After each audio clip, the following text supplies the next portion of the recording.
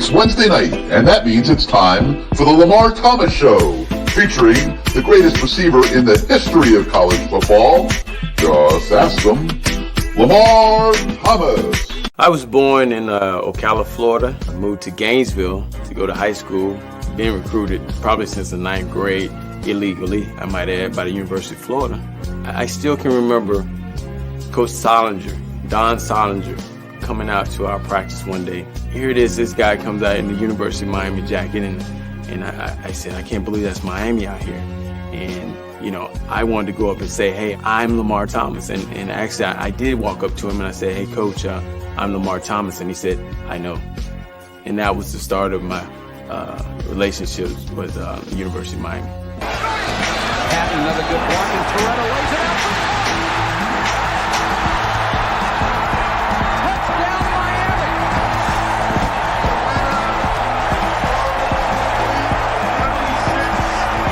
Touchdown, Miami. You come down here, you'll be on TV every weekend, dominating. I thought about it. I said, man, where do I sign?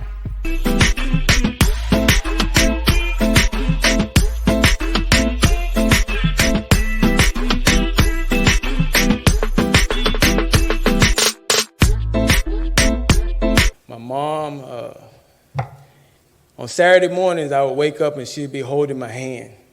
I thought she was the weirdest lady in the world. But she was holding my hands and she would be rubbing them and saying, one day these hands are gonna make you a lot of money. She was smart.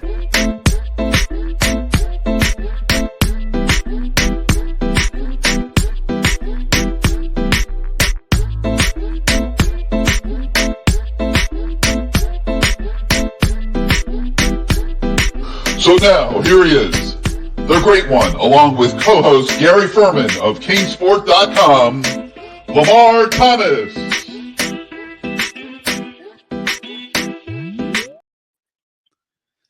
What is going on, Lamar Thomas? Man, hey, I feel like Santa Claus. I'm watching those clips in the show open, and I'm thinking, man, that looks like the Cal game.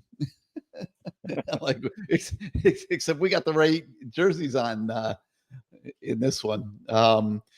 Let's welcome everybody right off the top here to this week's edition of the Lamar Thomas Show, presented by CaneSport, your ultimate authority in University of Miami merchandise. You see LT sporting the ski cap there because it's going to be a little chilly for those Canes fans traveling up to Louisville, but Saturday, it won't be chilly Saturday at noon though, Lamar. Looking like it'll be right around 70 degrees for kickoff. Perfect football weather. No rain in the forecast right now, and this is a big one coming up this week.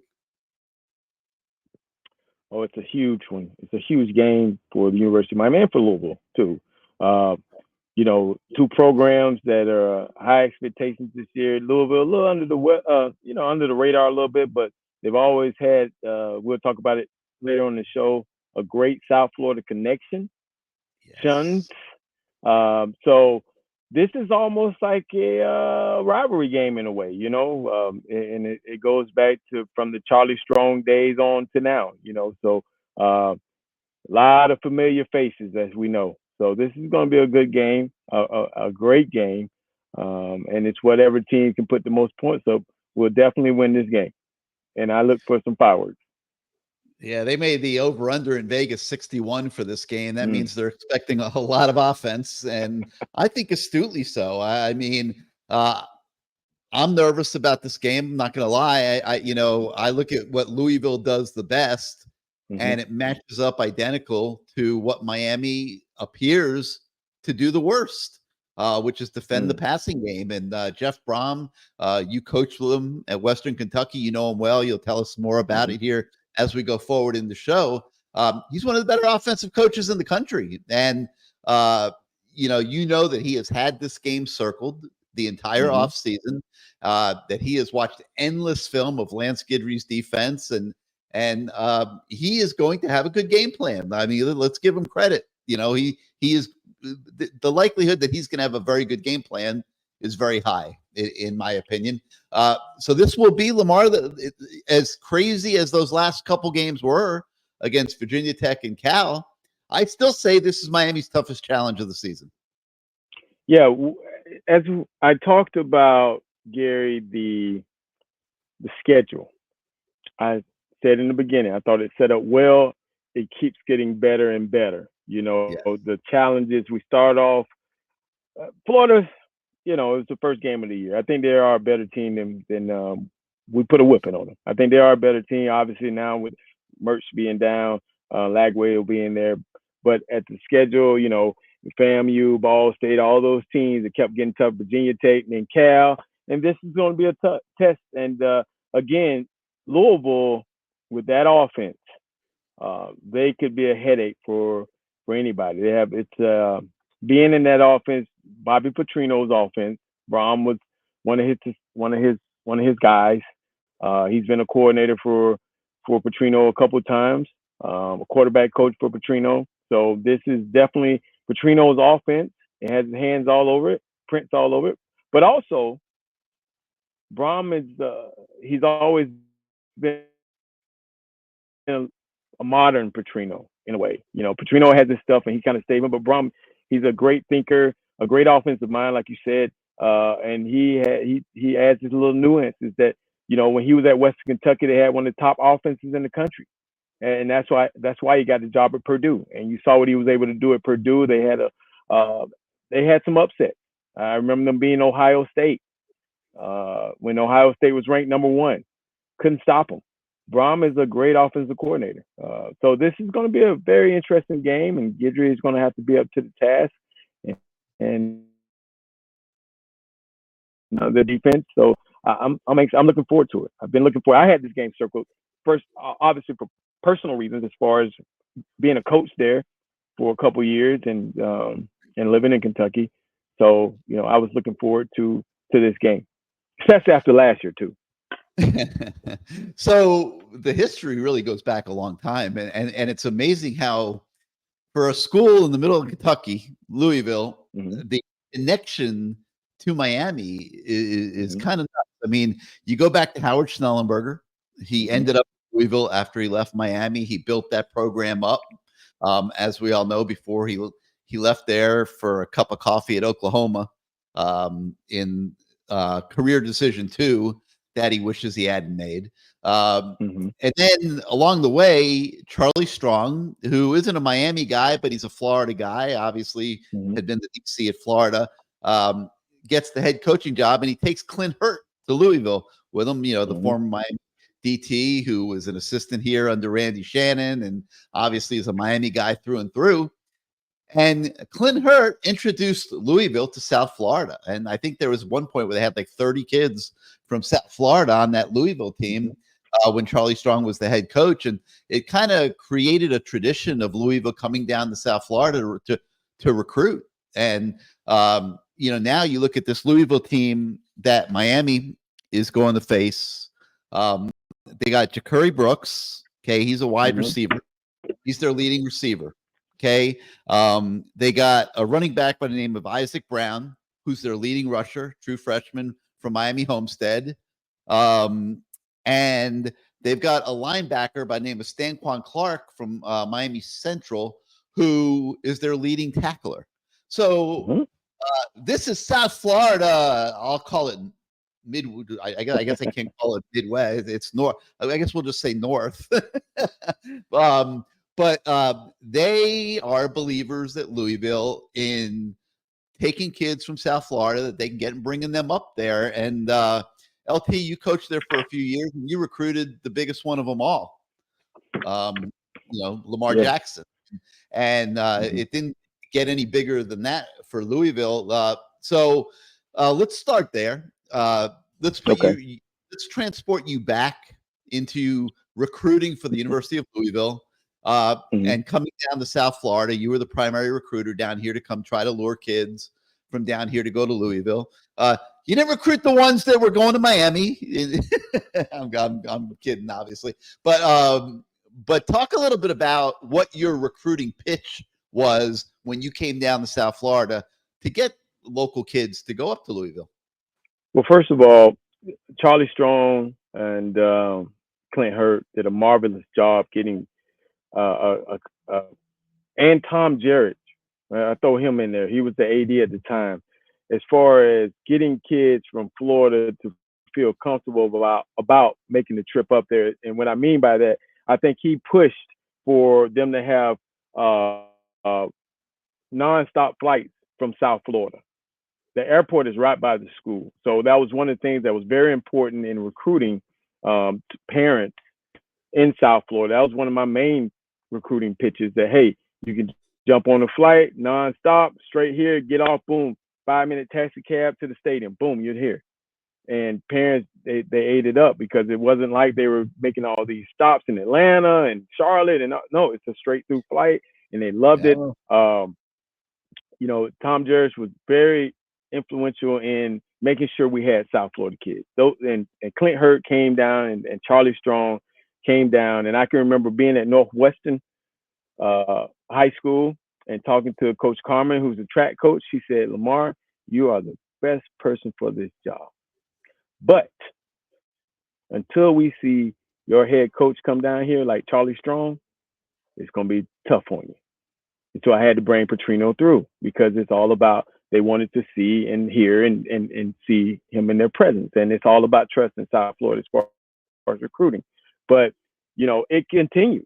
I was able to get some kids. And when I recruited against Miami, one of the things I looked at, when I don't even know who the head coach was, but I went down their list. I think it was Al Golden. And I went down their list and I said, you know what? I'm going to go after every one of these kids from South Florida because I'm going to let them know that you can't get them all. You know, you can't get them all. They're going to, and at the time, Miami was doing some little trickery stuff where they were holding guys, you know, saying, hey, you're committed, but they were also bringing other guys saying you're, and it was a big deal. And so all I did was kind of cherry pick a couple guys that I knew they weren't happy with the fact they had committed and another guy committed, and I just kind of went after them. But I ensured them that there were going to be other guys from South Florida up there. There are guys that still live there from South Florida. This is not a place where, you know, when I was talking in the recruiting pitch, this is a place where you can come, you're going to play great football, you're going to get your degree, and you're probably going to stay here because this is a city that has jobs. This is not a little city like Lexington, Kentucky. This is a vibrant city with buildings and corporations and stuff like that. And there are a lot of South Florida guys come up here and they've played and they're still here. And when parents hear that, they go, wow, I didn't know that. And so it was an easy pitch to recruit. And I see why they're still able to get South Florida guys. I know they have a guy on their staff, Hova, who's like a behind the scenes director of recruiting. He does a good job of coming down, getting guys. Obviously, they did a good job in the transfer portal, being able to pick, just like SMU, pick some of the guys that left our program. But I'm sure one of the selling points was obviously, you know, the NIL, but also the fact that you're going to be up here with a lot of guys from South Florida, and South Florida guys have come here and been successful. I think Stephen Field even passed through there at one point. That's right. Who's now one of Mario Cristobal's lead recruiting guys. I've seen the campus. I've been there a few times, obviously, and I've seen the campus in bits and pieces. I've never really walked the entire campus or anything like that. What is appealing from that standpoint? I mean, I didn't get the impression that the facilities were anything outrageous or you know, anything along those lines. And I'm sure it doesn't really compete with what Miami's campus is like, especially today with the whole resort that they've cultivated over there. But you know, what else is appealing about Louisville? Well, I mean, they were trying to compete with the ACC in the ACC. Being there for my two seasons there, I mean, they've made massive upgrades to the facility, and they consider their football stadium off campus. So we were able to get full meals off because we were considered off campus. You know, instead of it being like, I think somehow the rules were if you were on campus, you couldn't get this and that. So they were able to kind of finagle the system a little bit. So the facility being considered off campus, we were able to eat in every day in our facility. There's some great things about that university as far as, you know, the school itself.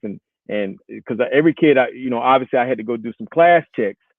And a lot of those kids, man, they were actually important in the campus everyday life. I mean, when Lamar Jackson got there, obviously that kind of took it over the top. But there were a lot of Florida kids everywhere. Like it was like, we had kids from St. Thomas, we had kids from Homestead, we had kids from you name it, they were there. And you look at Snellenberg and what he was able to do. There were a lot of Florida kids that were there then to Charlie Strong, Petrino, first and second time. I mean, they've always tried to, and they knew that you're not going to get great players from Kentucky, the state of Kentucky. Let's just get that. And, usually they're going to go to Kentucky. Louisville's like their little brother. So they're going to go play in the SEC. Even though they're going to be a doormat at the SEC, they're going to go to SEC. So Louisville came up with another plan and said, hey, we'll just go to Florida. And that's how they were able to compete a lot of times with Kentucky because of the speed that they had and the athletes that they were able to get from Florida. Well, it all comes together on Saturday when the Florida kids at Louisville are going to be trying to take out, I'm going to say anger, because listen, Stanquan Clark was, he had flirtation with Miami, and it ended up not working out. Ja'Cory Brooks, he could have come to Miami. He went to Alabama, and now he ends up at Louisville. And Brown, their talented freshman running back, was not even recruited by Miami. So they'll all have little chips on their shoulder on Saturday. I'm not sure how big of a deal that will be once kickoff gets there at noon. But there's unquestionably a South Florida tie in there in this game. And, why the thing that I've always obviously they have resources there, and I'm sure they have a lot of resources there now. I don't think they have any problem competing in NIL at Louisville. Horse money. Horse money. Yeah. So, but they've also gone through coaches with a reasonable amount of frequency. The guys, they've had some good coaches there, but nobody that's been able to stay there long term. LT, why do you think that is? Well, I mean, you think about it, they were in the middle of the road type deal for a long time. Charlie Strong left to go to Texas. That's a no-brainer, as far as money-wise and program wise. Petrino, he left at one point, but he came back. They had some coaches that, that probably shouldn't have been here. Quithorpe was there for a little bit. But Brom is a guy who they kept courting because he's from Louisville. He's from Louisville. Played with that yes. And his father is the coach, and all this other stuff. So he's like the prodigal son. So when they finally, the whole thing kind of fell apart at Purdue, it was a no-brainer. Everybody, I knew it was going to be Brom. It was just getting the right money together to get him to come there for a long term. And it's a long-term type deal. It's not, Brom isn't going anywhere. I mean, this is his hometown. He's worked his way up. He was a head coach at Western Kentucky. He's worked his way up to, this is his spot. This is his family. I mean, hell, you look at it, his brother is considered the head coach on game day. Right. And he's it's like a family affair. So they courted Jeff Brom and they finally got their guy, and they were very elated about getting Jeff, and he's done an outstanding job so far. All right, so let's shift gears to Miami. Louisville obviously is going to likely be a formidable opponent. Let's bring in our cohort IC into the conversation here. Welcome back, IC. How you doing today? Doing great. What's going on, fellas? How we doing, LT? Great. I'm getting prepared. See, got the hat, a little cold.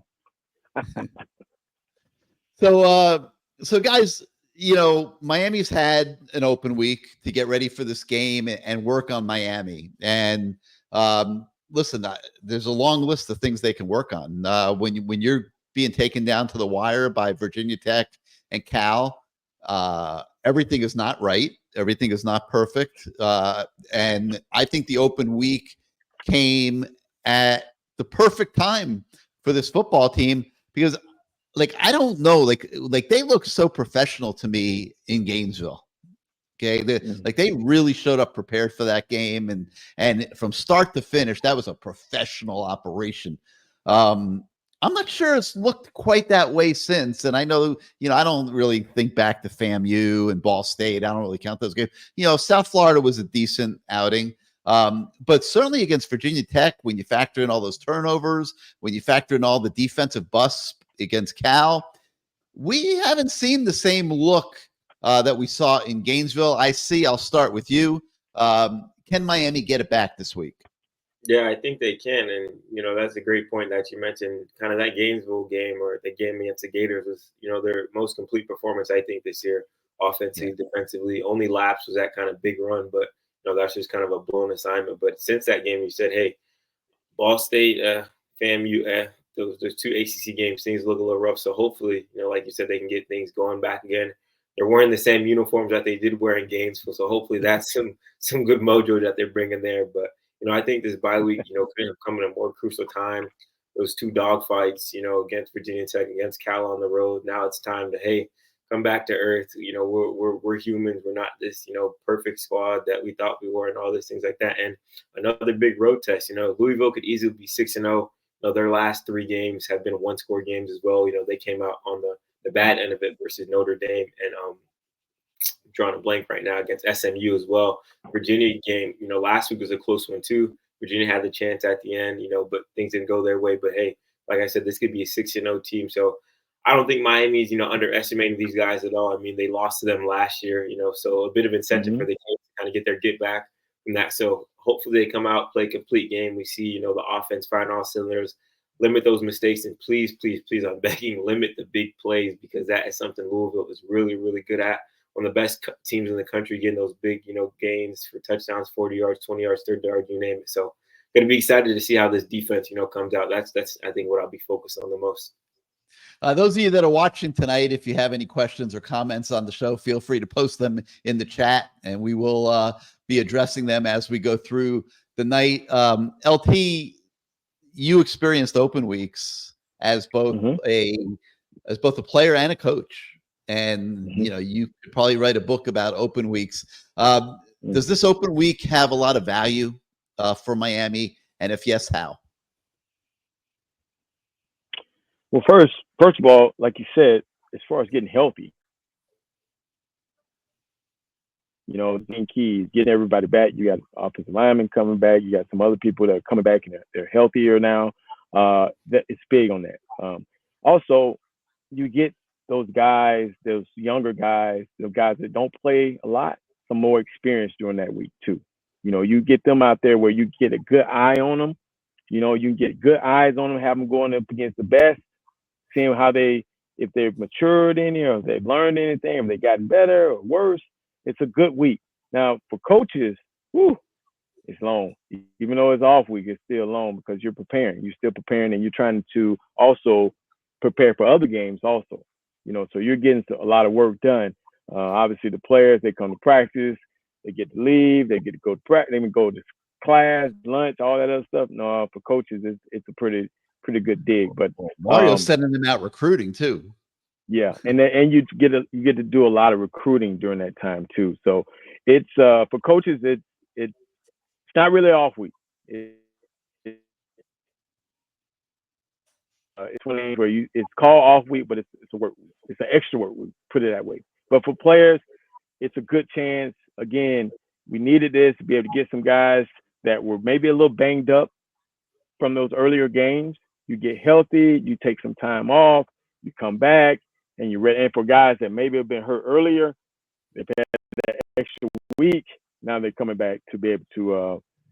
And on top of that, if let's look at a team like who did we just play? What was that team name? Cal. Virginia. Look at Cal. They had the off week. They had the off week, right? So you're able to, at that point, practice some trick plays, some gadget plays that you might not have been able to practice during that short week. Now you're able to practice and you're able to actually sit down and watch the game before and see some of the weaknesses or strengths, and you can exploit them until they make the adjustments. And we talked about for years, Gary, we've had defensive coordinators and even Guidry at some point. They didn't make adjustments. You look at the North Carolina game where we didn't make the adjustment, but now he's learned, he's self-scouted himself, and he understands that you have to make adjustments during the game. But that's also having, as they say, the Jimmies and the Joes. You got to have those guys. When you're handcuffed and you don't have those guys, you got a guy last year that's a safety that should have been a linebacker. You can't do much, as far as James Williams. So, now he has some players that he can make those adjustments on the run. They can sit down with him on the sideline or at halftime and make the adjustments. And he's done, so far this year, he's done a good job of making those adjustments. Now, coming off a game like Cal where his defense broke down a little too much, I got to think having an open week like this is like Christmas to Lance Guidry, because he's got to figure out a new plan, obviously, and either that or he's got to get those kids that were making mistakes up at Berkeley to stop making them in this game, because this offense comes at you a lot harder even than the Cal offense did. Like, they did a nice job over there of having some wrinkles and things like that, but this is, I think, a little bit more of a sophisticated challenge for the defense. LT, would you agree with that? I think it is. I mean, he has to have his own wrinkles. He can't. Obviously, last year they're going to go off of last year's film too. That's when you play a team and you beat a team the year before, you can't do the same thing. Obviously, it didn't work. So he has to have his own wrinkles to surprise them too. And they're going to try to still exploit some of the stuff that maybe they were able to exploit last year and see if they still work. Who knows? Maybe they didn't go over that stuff last year. So we're going to try to do the same things and see if they do work, because they worked the year before. And it's the same play caller. These are the two. These guys are the same guys. Yeah. So it's that chess match that they're going at it. They're going to go at it again this year. I mean, this offense really, really well. A lot of the intricacies. Do you get aggressive with it and try to dictate if you're Lance Guidry?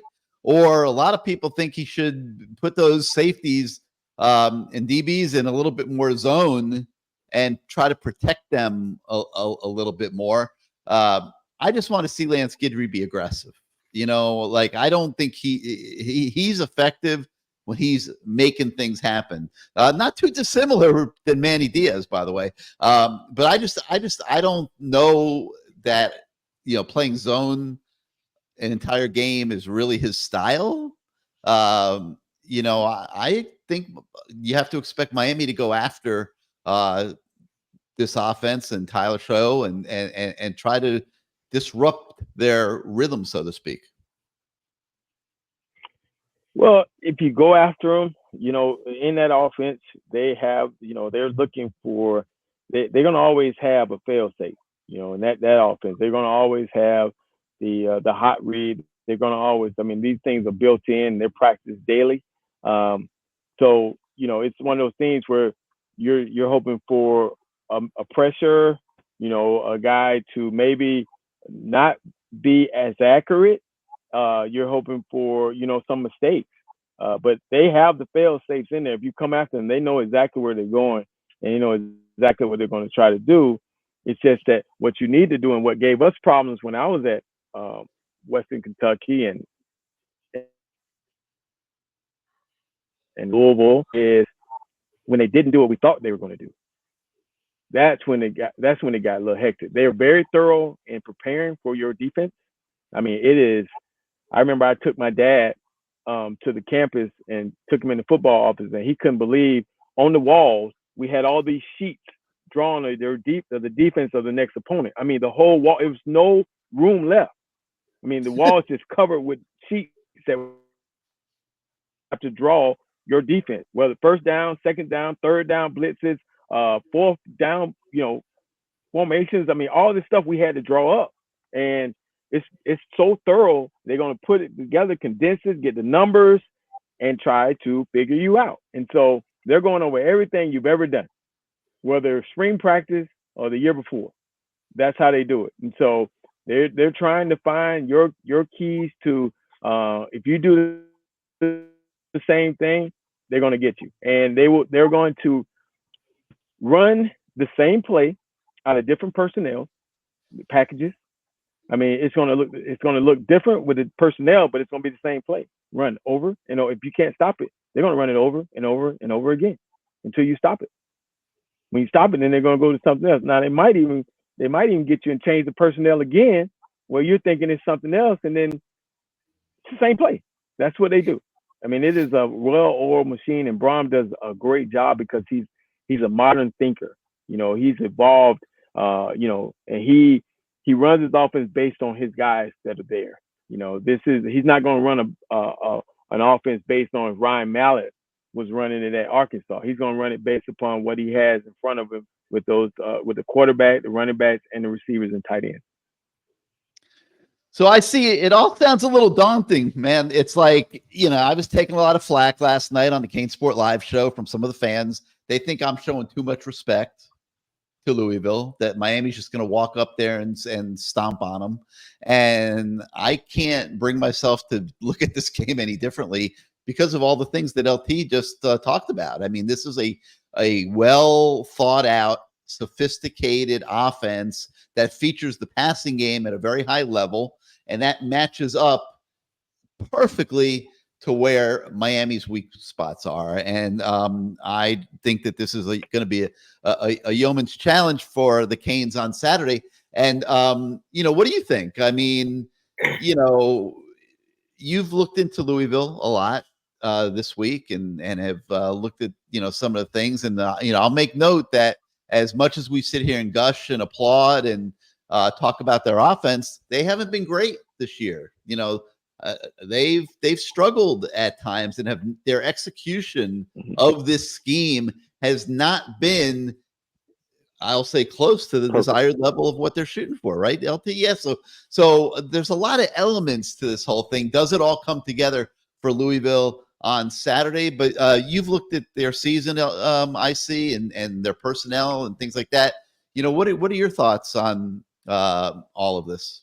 Yeah, no, I feel like what you said on the CaneSport Live thing, it's easy to, come here and say, Miami's going to come out there and, beat Louisville by 20 points, just, walk through there and all that stuff. But sometimes you just have to keep it real. And, this is a team with Jeff Brom, like LT was mentioning, they'll run the same play in 10 different formations and just keep killing you and killing you.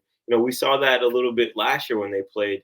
Obviously, Miami's secondary hasn't vastly improved. They looked a little bit better from last year, but they're running some simple stuff that, had guys running into each other and, defense was getting torched on big plays and things like that. And, I don't think that's going to change. I don't think that's going to, snap overnight. I think versus California, they gave up 7 or 8 plays over 20 yards. And like I said earlier, Louisville does a great job of, creating big plays for their playmakers, putting their playmakers in good positions to make big plays. And, that's one thing that I'm really concerned about. Obviously, I believe Miami has the guys to contain these guys and, to limit them. But, when you're going against an offensive mind like Jeff Brown, like LT said, that's continually to, develop and grow and change his, style of offense to match, what works in this day and age. I feel like that's something that has to be concerning that you can't overlook.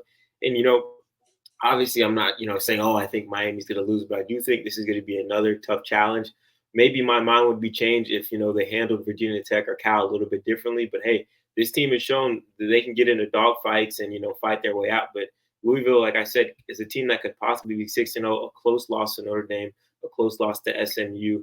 I'm not, trying to say this is, the best team in the ACC, but this is a very good team, a veteran quarterback who's actually healthy, who won a lot of games from Mario Cristobal during his time, a few weapons, outside at receiver with Ja'Cory Brooks, Bell, and Lacey. I feel like is a guy that's kind of, a little bit slept on in that wide receiver room, number 5, a transfer. I think he can have a great game.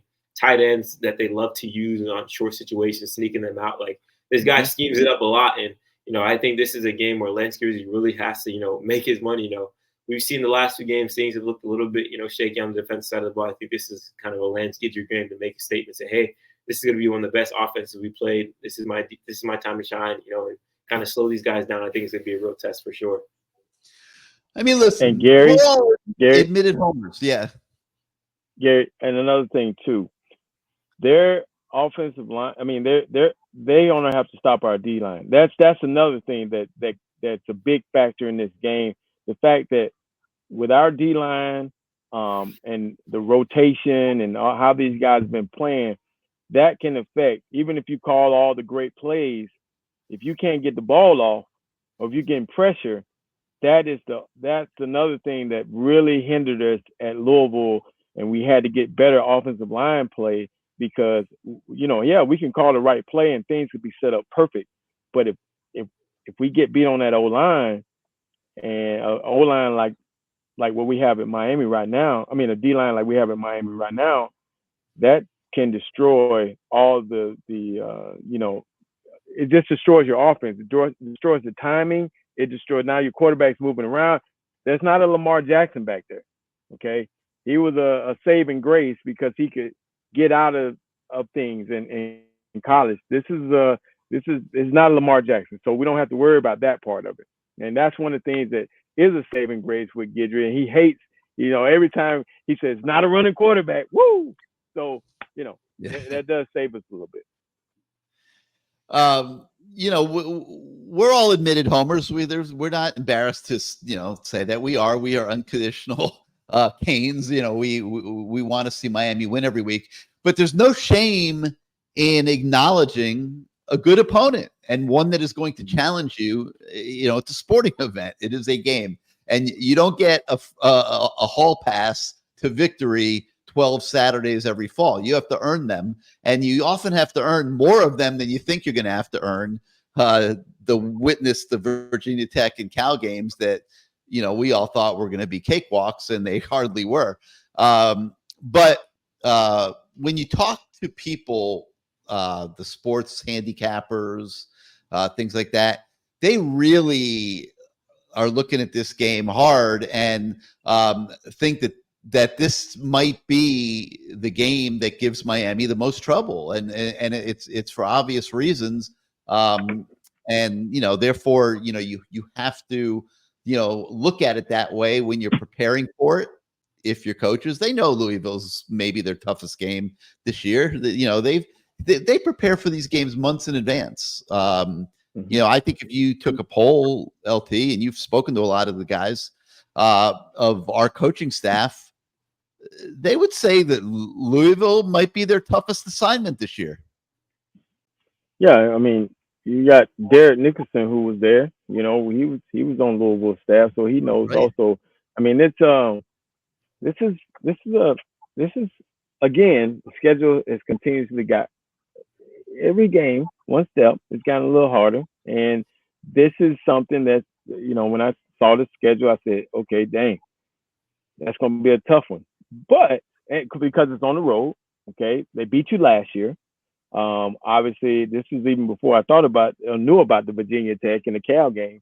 But this is a game where I do feel better knowing that we do have a pass rush that can get to these guys and knock them off a little bit, knock them off their timing a little bit, and maybe force them to throw a lot of quick plays in the beginning of the game and try to get our guys tired out. But what they probably know from watching film is that it's just not 4 guys. It's about 8 guys, 10 guys in that rotation. So you got a lot of trying to get tired guys out there, because that's the one good saving grace about this team, having those D linemen and having a bunch of guys to shuttle in and out, to stay fresh and stop the run, but also rush the passer at the same time. Mr. Sullivan says that this is the only game Louisville had circled. I think he's being facetious. But listen, when they get their schedule and they see Miami here in the middle of October, hell yeah, they got it circled. Now, I'm not going to say it's the only one. I mean, they play Kentucky too, but they know that Miami is going to be one of the better teams in the country this year. And yeah, I guarantee you that they put an enormous amount of off-season time. LT, as a coach, what does that mean? Well, it's also big in recruiting. You want to have a great showing against a place where you can kind of butter your bread, which, again, South Florida itself, they've made a living on also recruiting Florida guys. Now, they can't actually recruit with the top tier. They're not going to get the 5-star that we get. But those 3 and 4, maybe 1 or 2 4-stars in there that can develop into those players that become really good players in college. I mean, look at a guy like Elvis Dumerville.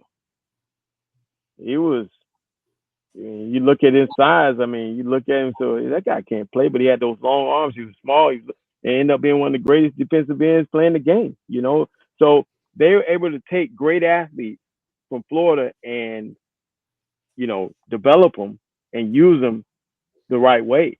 And they know the whole, you know, they know how to put it together. So this is for them as a coach. They're saying also, hey, if we have a good showing or beat these guys, we should be able to get even more recruits, you know, because they got a bunch of, you look at the parent section, it's going to be filled with Florida kids, Florida parents.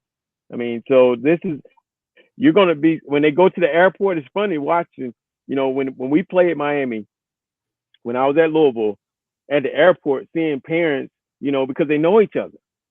You know, we got kids from Miami, we got kids from Louisville, the parents, they went to school together, Northwestern, all these places, and they're on the flights flying up together, and it was just a fun deal, you know. So this is a big game for Louisville. They've had this game circled, and the fact that now Miami is 6-0, they're ranked high in the top 10, it even adds more value to them trying to go out and get this win. But tell us what that means. You're in the coaching, you're sitting in the coach's office, your schedule comes out. Mm-hmm. You see Miami, October 19th.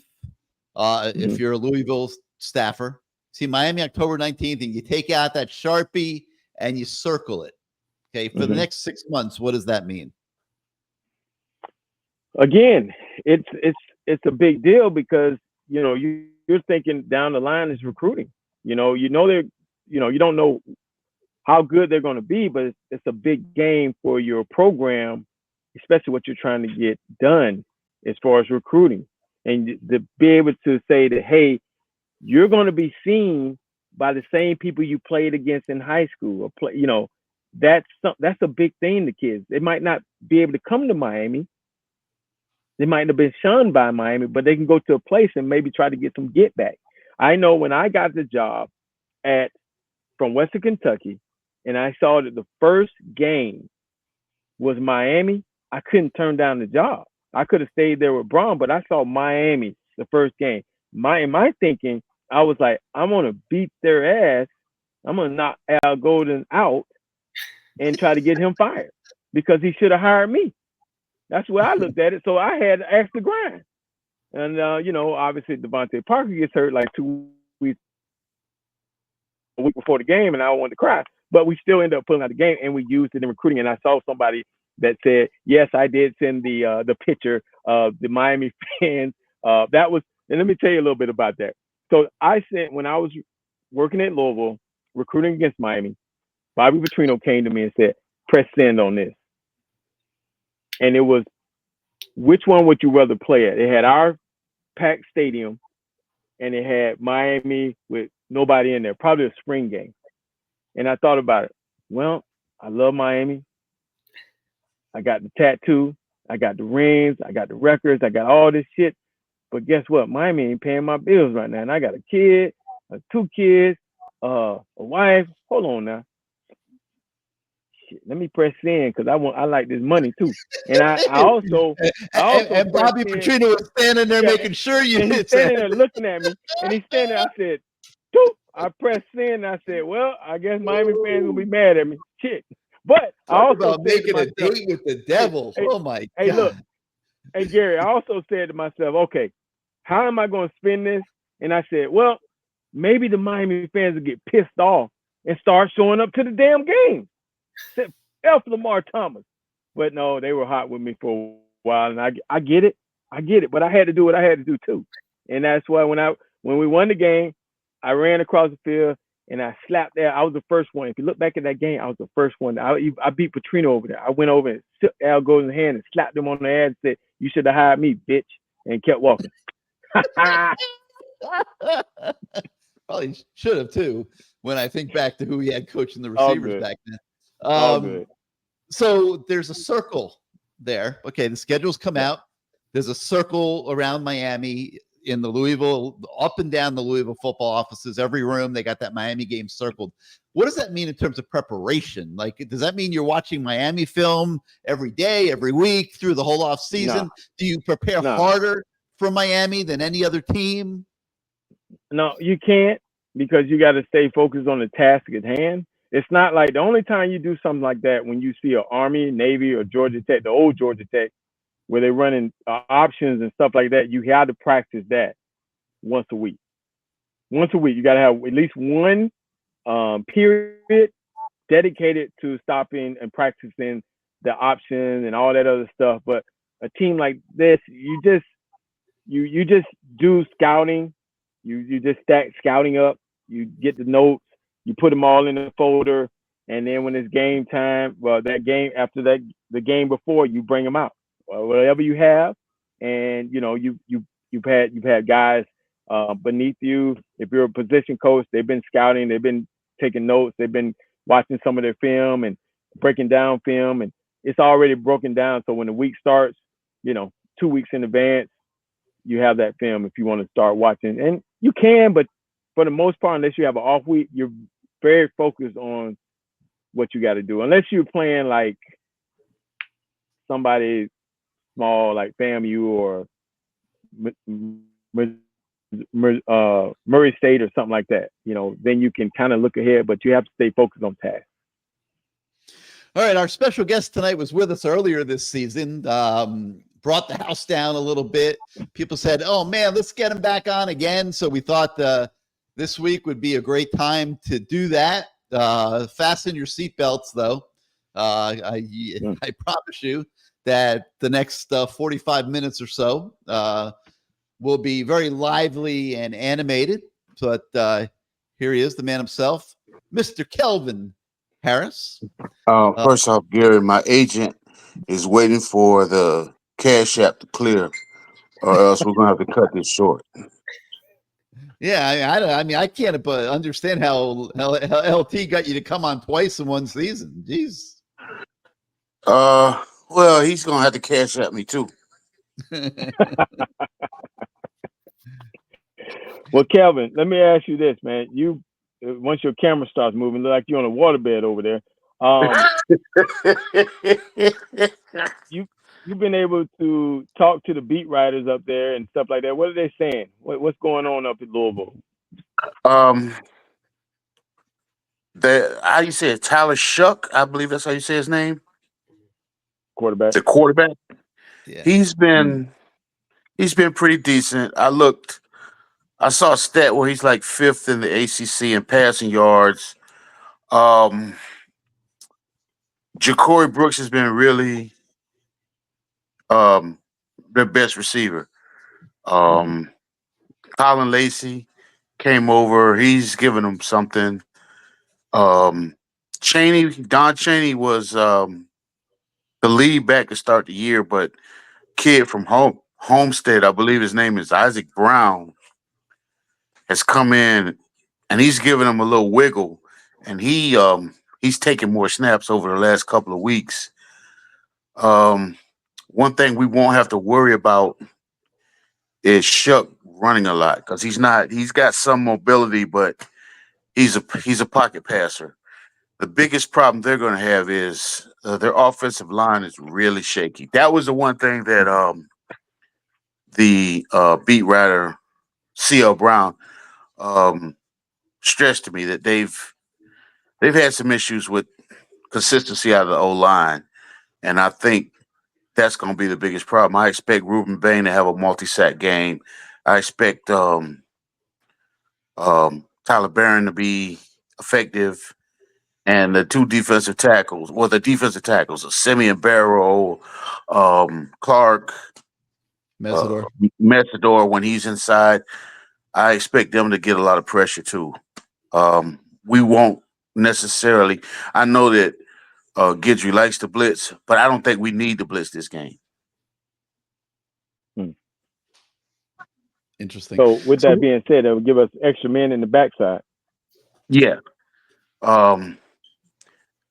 I think there'll be a lot of bubble screens. I think it's good. They run a lot of hitches, slants, because they're not going to have enough time to go deep.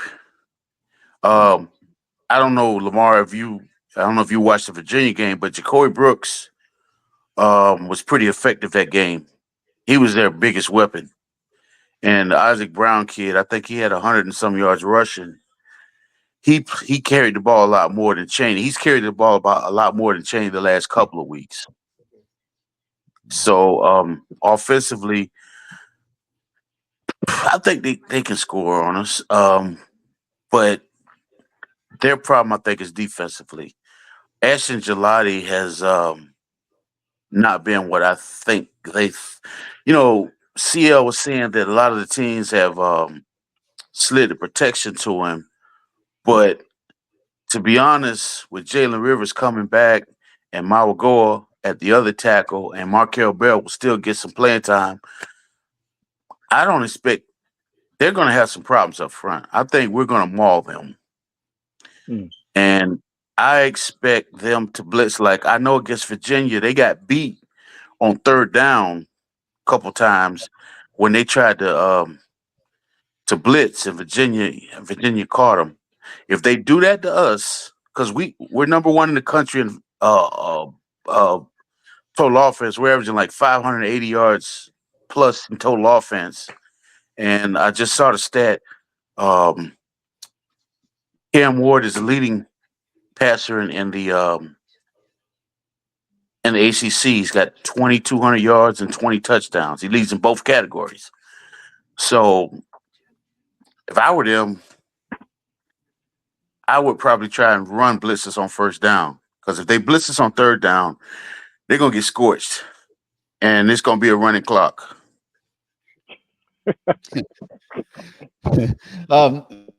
Kelvin, you're always the eternal. You're as optimistic as anybody under every single condition. But are we like some of us that, like myself, who are showing you got PTSD? Yes, we're showing respect to this Louisville team, and saying like this looks like it could be one of the tougher games of the season.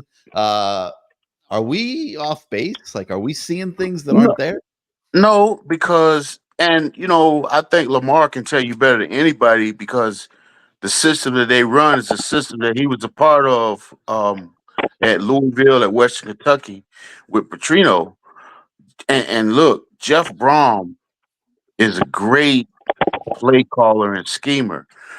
But if you watch Louisville, our JV team beat them. You know who I'm talking about. SMU. Yes. As a matter of fact, Jafari Harvey and Elijah Roberts. Yeah, I got a call on that. They had great games. So if they couldn't block Jafari Harvey, what is Ruben Bain and Tyler Byron going to do to them? Now, I will say this. The kids this week have all said that they need to start the game faster. And if this were any other year, I would say yes, Gary. Respect this team. But two things happened. California happened, and the off week happened. And something I paid attention to was when the kids told the media on Monday that they had a players only meeting. Lamar, how many players only meetings do we have?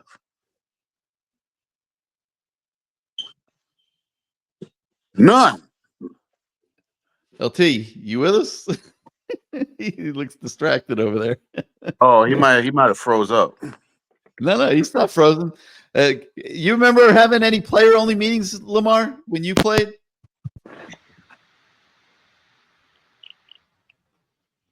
He must have turned his sound off or something.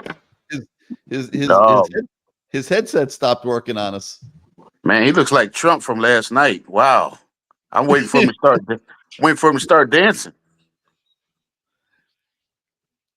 Can you hear? Secret Service agent Lamar, can you hear us now?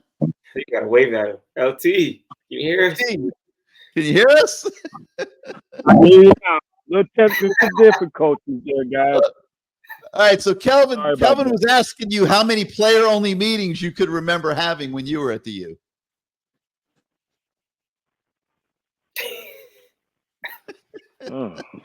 Players only. Yeah. None. I mean, before the coaches came in, that's about it. But I mean, No, I'm we didn't talking have about it. where. Yeah, we didn't have those. Well, what I said is the fact that they had a players only meeting this week lets me know that these guys are cognizant of what the goal is. And the goal is something that y'all hear me say every year. Well, not every year. It's different most years. Now this year it's 16-0. And that's what they cognizant of.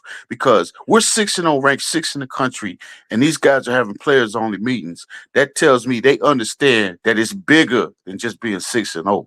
You got it. Yeah, we 6-0, but we ain't 6-0 how we supposed to be 6-0, and that is interesting. And I think they got something to prove against Louisville because remember, this is the game where two guys ran into each other, and the guy scored from 80 yards or something like that. Yeah, So they got a chip on their shoulder for this game. And Lamar was just out there today, so he can tell you better than me. Well, I see, I did a breakdown this week and I looked at every single area of our team and I could identify it and see, you two, Kelvin and Lamar, like I could look at every position on this team and find ways that they could be a lot better. So 6-0, number 6 in the country, that's all wonderful and good. This team is not even scratching the surface of what it can be.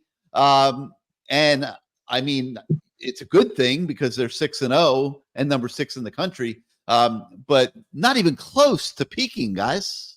Well, let's put it in perspective. Florida, we destroyed them. They go to Tennessee and should have won the game. If Tennessee beats Alabama this week, I mean,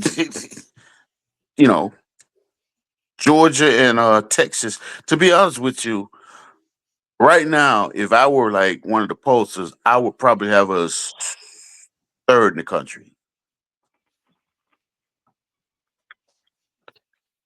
Maybe 4th.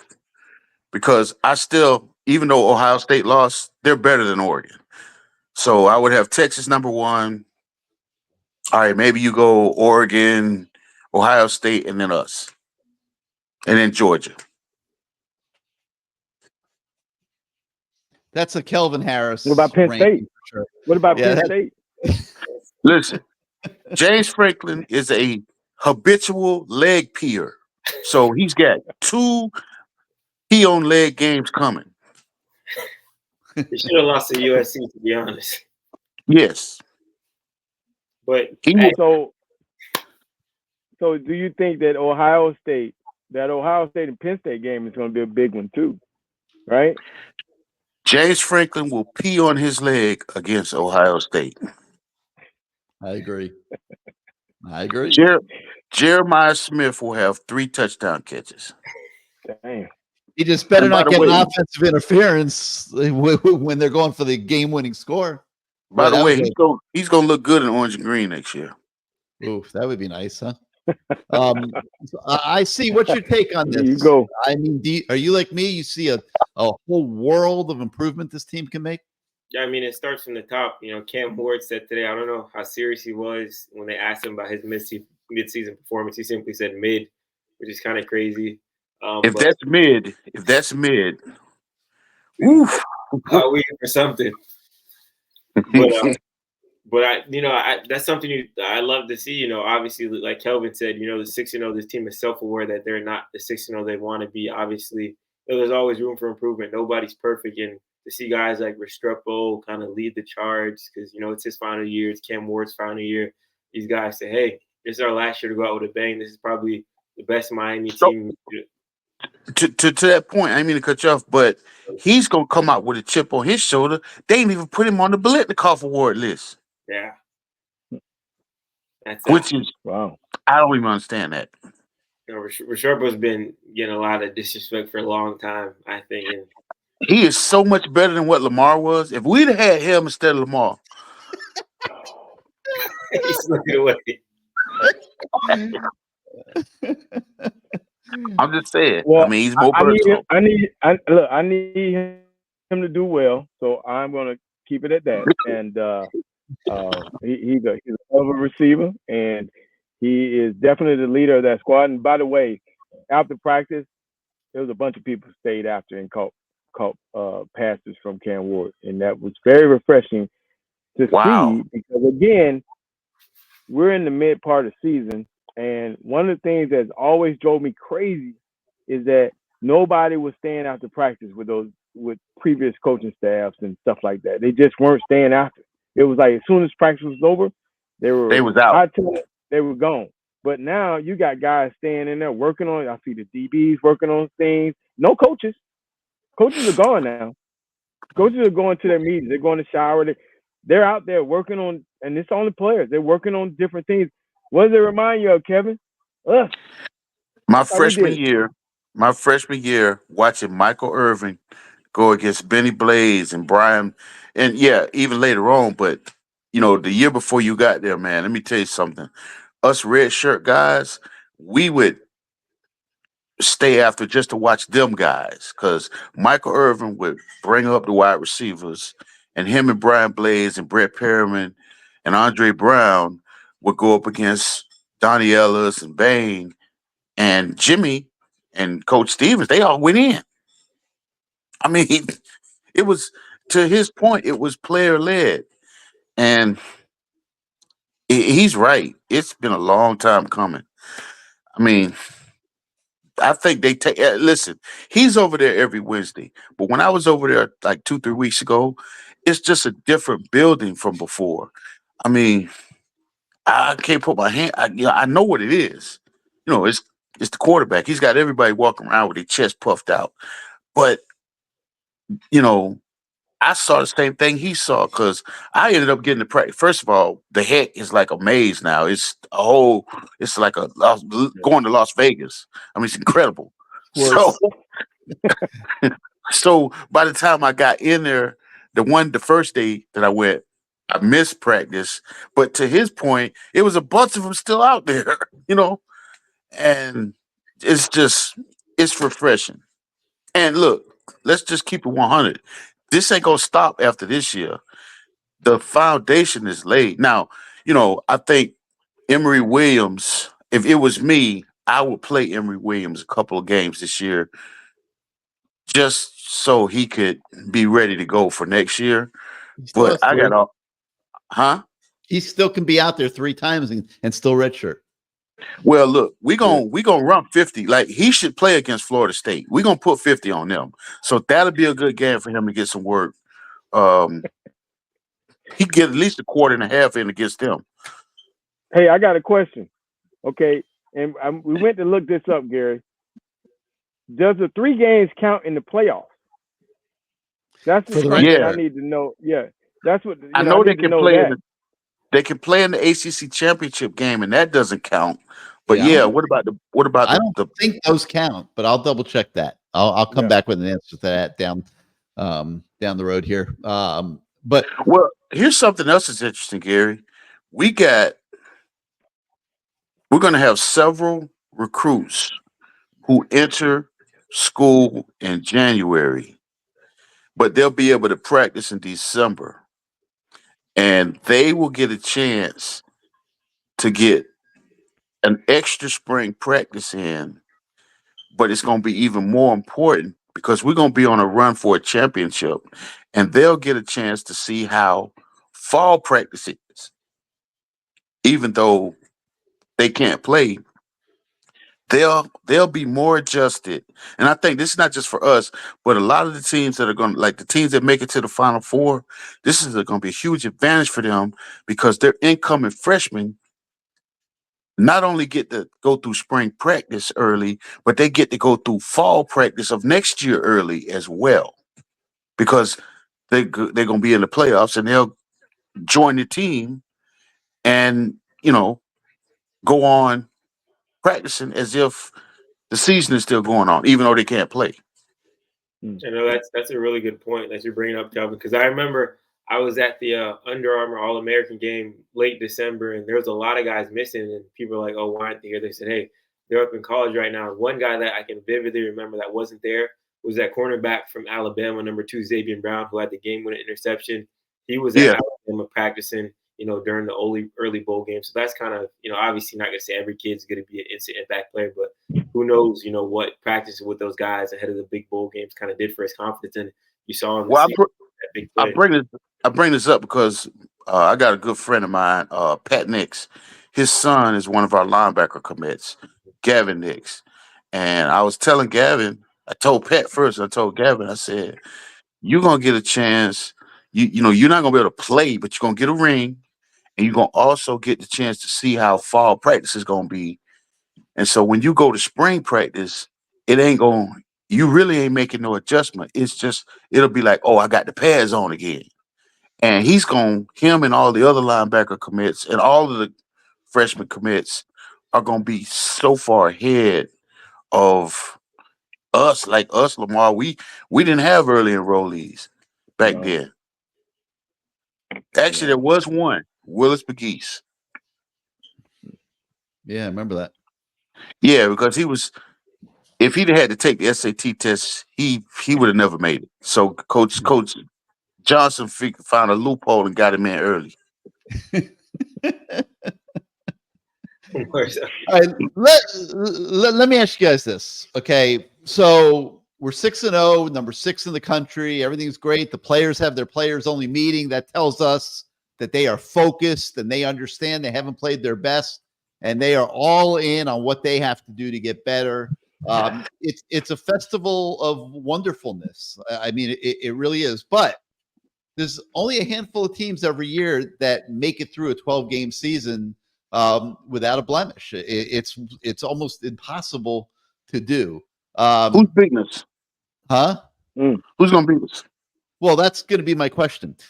So if Miami's not going to, if Miami is not going to get there, and we obviously all hope they do, I want to see if you guys agree with me, and I'm not going to tell you what I think, but what is the greatest likelihood Syracuse that would derail, but that could derail this team Syracuse in a given game? Well, that's a game. I agree. Syracuse at Louisville, at Syracuse, no argument. No, but what do you think would have to happen in that game for this team to not exit this season 12-0?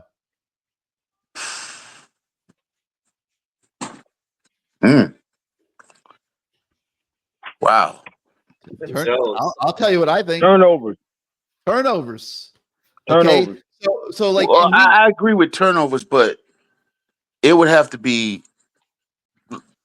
multiple, like 4 fumbles, because I don't see Cam Ward having another multiple interception game after California. I think now, after Virginia Tech too, he had 3 against Virginia Tech. Yeah, but the California game, let me tell you something. Cam Ward and Shedeur Sanders have what I call a mild case of Aaron Rodgers disease. And what is that? That is, I am extremely talented, and I'm just going to take a shot every play. Yeah, I know they're 3 deep, and the safety is like 40 yards. I can still put that ball in there.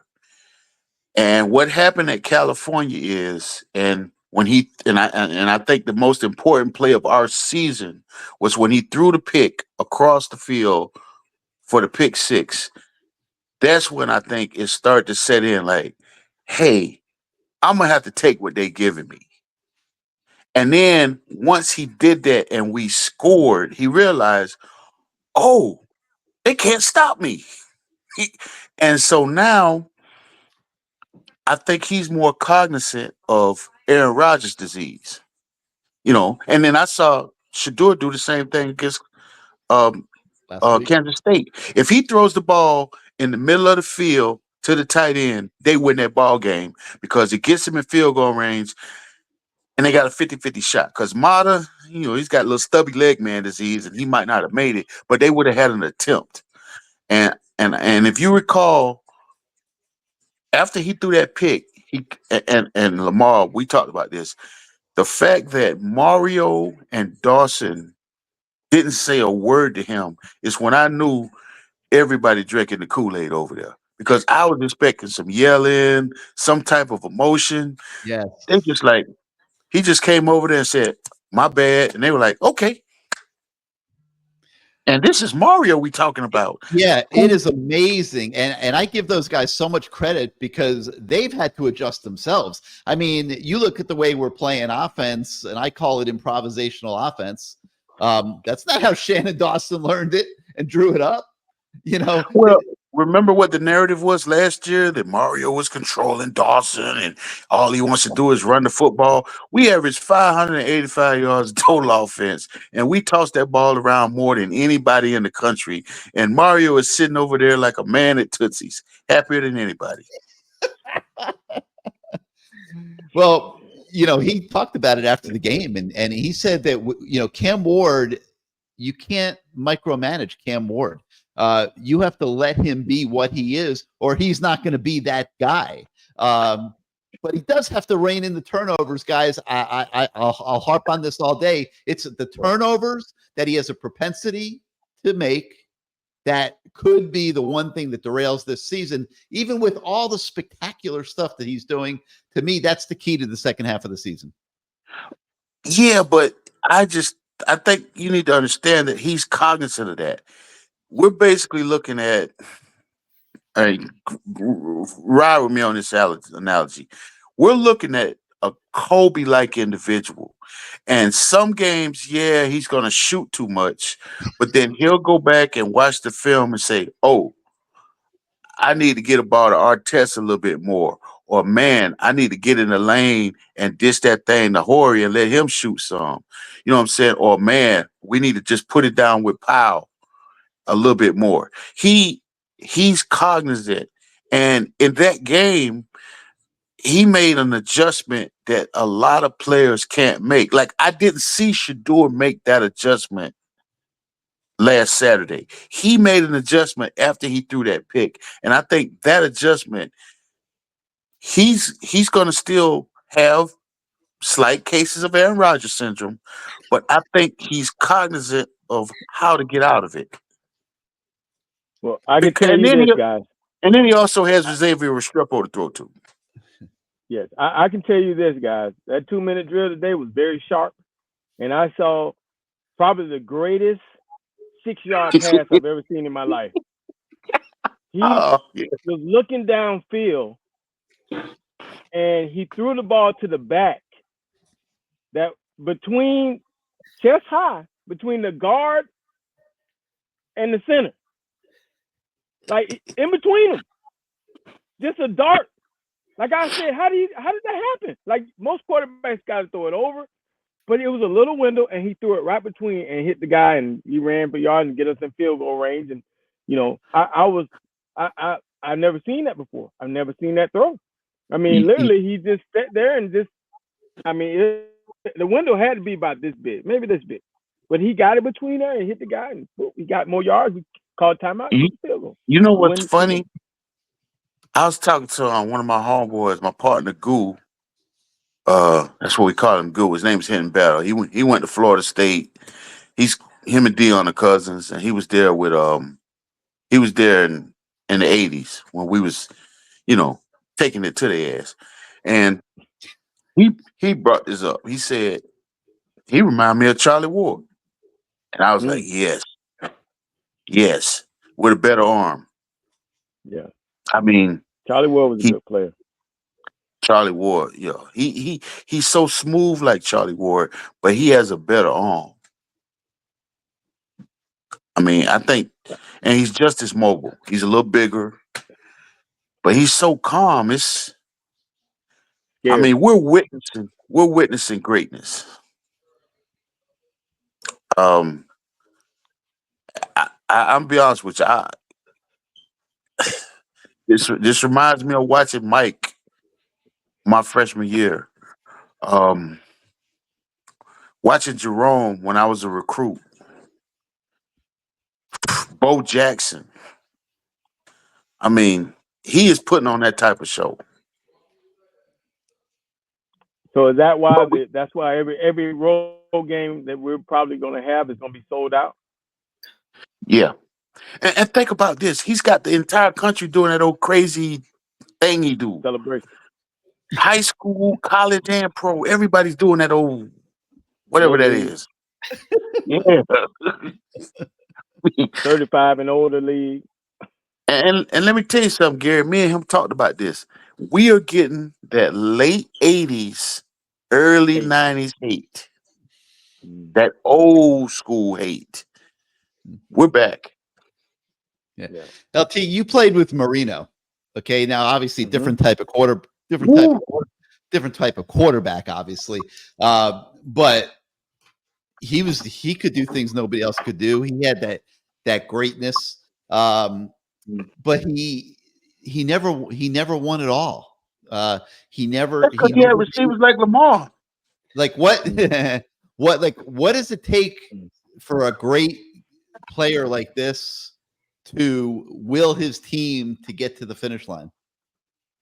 Well, first of all, he does have the confidence, but what's going to will him to it is obviously those guys making plays. He has a complement of guys that he feels like he can trust. You know, Restrepo. You know, you got number 11, Brown Jr. Yeah. Brown. You got 2 Horton. You know, you got 3. You know, you got some weapons. You got tight ends. You got backs. You got an O-line. I mean, this is the formula for greatness. I mean, you know, that's what it's about. I mean, look, Gino, he had guys around him. When you have guys around you, it makes it easier. I mean, you know, obviously Gino wasn't a runner and couldn't run like Cam, but he was able to use those guys, use us in a way to win games. So he has the formula. His job is just not to, as we talked about earlier, you know, the interceptions, trying to do too much, you know. And I think the second half he realized that, oh, wait a minute. After that last pick, wait a minute. Let me just calm down and do what I'm supposed to do and let the game come to me. You can't win the game. You can't win the Heisman on every pass. You got to take what they give you, and it will open up things for later, because that's what happened. He started hitting the guys, and then all of a sudden, at the end, we started throwing that thing deep. He was hitting seams because they were preparing for the short stuff, and they were tired. Yeah, I tell you, the key to this whole team, though, this whole season, is Lance Guidry. From a defensive standpoint, I think he's done a great job of halftime adjustments 3 weeks in a row. And we're going to see gimmicks and schemes the rest of the year. I think Louisville, he's probably got as big a chip on his shoulder as the players do after what happened last year with Braun. Because, you know, and then you look down the road, I would have to say it would be turnovers, because you look down the road. All right, so we got Wake Forest, Florida State, Duke, Syracuse, Georgia Tech, and Georgia Tech. Don't forget about Georgia Tech. That's going to be a Georgia Tech is probably, from an offensive standpoint, Georgia Tech or Syracuse will be the toughest of those teams we have left. But defensively, hey man, they DBs, hey, they got a bunch of Travis Smiths on deep at corner. So I just got to be honest with you. Nobody left on our schedule other than when we play Clemson in the ACC Championship matches up with us. If we don't turn the football over. Right. How many fumbles do we have this year outside of the one that Cam had? Not many. If I'm not mistaken, I don't think we have any. either. No. So think about this. Fletcher doesn't fumble. Martinez doesn't fumble. Jordan Lyle doesn't fumble. So our running backs don't fumble. And our quarterback's only thrown 4 picks? 4 picks? 5, I think, right? Or 5, 6. 5. So we have 6 turnovers in 6 games. That's pretty damn good. It's pretty damn good. Look, let's just be honest. We got PTSD. Gary, look, you've gone out on 15 straight dates. Yep. Yeah, she said she's your girlfriend, and then they found out that she's been sleeping with Bruce. So you meet this girl, and it's so perfect, but you are looking around for Bruce because you know Bruce because every other girl has slept with Bruce. So you expect this one to sleep with Bruce, but this is the one. This is the story of IC's life. Pretty downright disgusting. Bruce in the story. Just kidding, guys. Hey, Sergeant Major had a question. He was curious to think what is the return of Rivers? What does that bring us? Return of Rivers. Oh man, listen. Markel Bell is going to be a good player next year. He had a good. He didn't play bad, but he ain't Jalen Rivers. Jalen Rivers is a future Pro Bowler. Wow. You know what's funny? Me and Lou were talking about this at the '89 reunion thing, and we actually talked about this in the summertime at the in the spring when we had the alumni reunion thing. And he feels like Jalen Rivers could be a Pro Bowl center because he plays all 5 positions. Yeah. Now, I was like, Louis, 6'5", 335. There are no 6'5", 335-pound centers. And he's like, yeah, I know, but he has the flexibility and the agility to do it. And actually, Mario agrees with him. He says he could play center if we needed him to.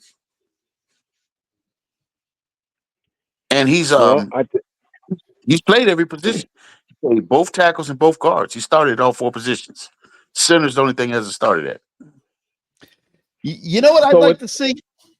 I'm sorry, Lamar. Go ahead. I was just going to say, so when he's back in there, what is the offensive line? What does it read? I mean, how does it read from left to right?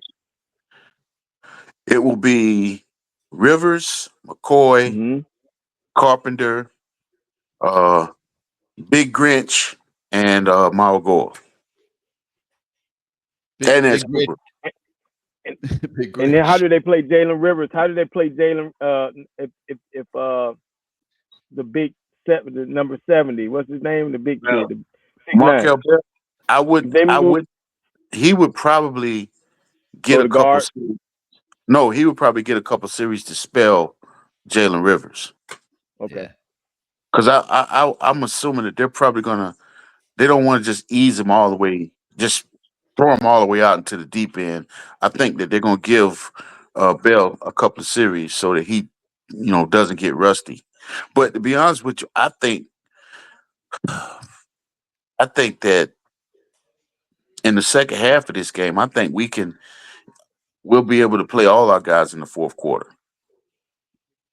I think I think Louisville is going to throw the kitchen sink at us the first half. Yeah. And that's why I say Guidry is the most important person, because every week offenses are going to go off tendency against us, and it's going to take a quarter and a half defensively to figure out what they're doing. And that's the thing that he's done the last 3 weeks. Because if you notice, when we get to the fourth quarter, people don't score on us. Mm-hmm. You know what I would love to see?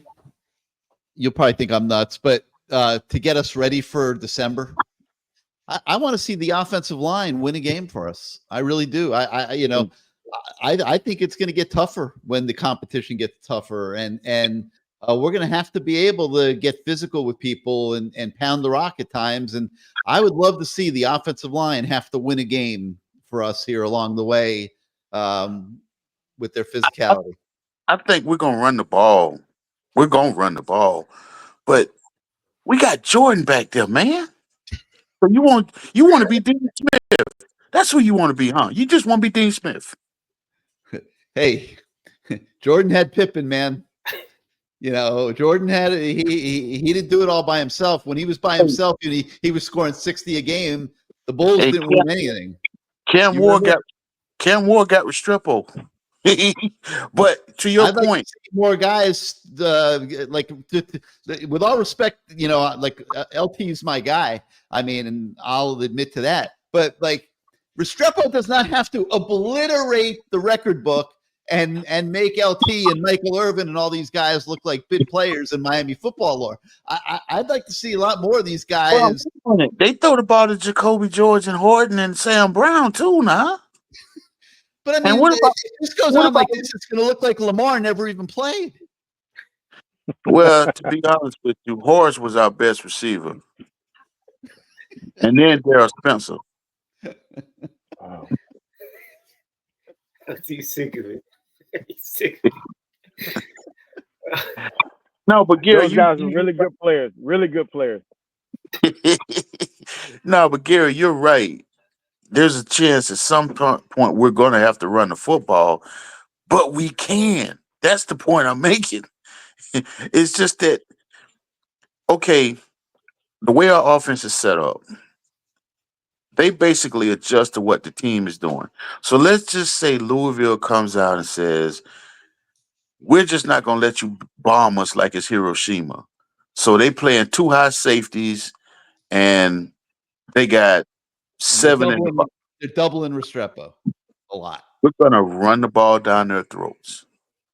That's what I want to see. I want to see that happen here in the regular season, so that when we have to do it, when we're playing Texas, for example, or Oregon, or teams that have better players on the other side of the ball that can match up with our guys, that we have another way to win ball games. I'm thinking big picture, man. I think this team could be really, really good. Like I said, I've seen everyone play this year, and there's a hierarchy of teams. Oh, we just lost Gary. Oh, there you go. It's us, it's Ohio State, it's Oregon, Texas, Georgia. And then underneath and then I'll say Clemson is 6. And then Alabama and Tennessee, and maybe Penn State. So there's maybe like 8 teams that can win the national championship. And then there's everybody else. Because if you look at the SEC, it's Texas and Georgia. And then Alabama and Tennessee are right underneath them. And then who else is there? Missouri, trash. LSU, they don't like their coach, and they got it's just some issues there. But I think there's going to be 5 SEC teams. So you got Missouri and LSU, I think, and Oklahoma. Well, now Oklahoma's out. I think Missouri and LSU are competing for that 5th spot. And then when you look at the Big Ten, it's Oregon, Ohio State, Penn State. Indiana is looking like something. You know what? I would not be. Indiana doesn't go 10-2. I think Indiana can make the playoffs. Yeah. And then you look at the Big 12. I want to say something, and y'all gonna think I'm a homer because that's my homeboy. But let me tell you something. Colorado got a chance to make the playoffs. They're gonna probably be favored in all of the games they got left, because Oklahoma State's the biggest disappointment, and if they can keep their receivers healthy, they got a chance to see Kansas State again in the Big 12 championship game. And if they play them again, they're going to beat Kansas State. And I think there's only going to be 2 teams from the Big 12. It's always going to come back to Colorado because of Deion. And in case you guys don't know, you guys are viewing, Kelvin Harris was Deion's Jerry Curl spray bottle holder when they were growing up. And so Yeah, in Fort Myers. So that's what Kelvin is famous for. And so, yeah. Listen, Just wanted to throw that out there. Lamar has hatred for Dion because when they played the Falcons, Dion pressed him all the way into the bench and sat him down, and he didn't play any more of that game. So that's just, but I mean, if we're talking about the 12-team playoff, Gary, I don't see how we don't make the Final Four. Well, here's a question I have: what about the teams in our conference like Pitt and SMU, and they're pretty good teams? Pitt, let me tell you something. I've been watching them. They're not bad. Now they beat California by 2 points at home. They just have been playing good, solid football. The kid Holstein that transferred from Alabama, he's been looking pretty good. I don't know. I think they play Clemson, and that's going to be an interesting game. I just still think it's going to be us and Clemson in the ACC Championship game. We're the two best teams. So when we get there, and I agree with you, I expect us to get there. Would you agree with my thought that you better be able to win games in multiple ways? Because now you're dealing with better athletes, you're dealing with better coaches, you're dealing with better teams. They are going to take away what you do best. They're going to have the capability to do that. And for me, these next 6 games, I want to see some of these other things develop and get us ready for December. I think here's the thing that Clemson is going to have a problem with. They're going to try and stop the run first. And that's going to leave them susceptible to getting bombed like human human because their secondary is young and unproven. But they got some good athletes. If you just go on athletes alone, it's a push game because I like their defensive line. Peter Woods and TJ Parker, 2 very good young sophomore players. And Trey Williams has been around since Dabo was in his 2nd year, and he's playing good. He's big. They got some talent. Woodaz, the linebacker, is good. Huh? I know, from Tampa. Yeah. But depth-wise, we're deeper than them. Now, on offense, I'm going to say this. I've always liked Phil Maffa. Phil Maffa is basically Damian Martinez and Mark Fletcher. And the biggest difference that's helped Clemson go on this run is, I'm not being racist when I say this, but this is a fact. He stopped playing them white wideouts, and he started playing TJ Moore and Brian Westcott. Sorry, Gary. I call it as I see it. Hey, when they played Georgia, Restrepo's white. Restrepo's not white. He's Spanish or something. He's something. And he played at Deerfield Beach. He ain't white. Hell no. Yeah.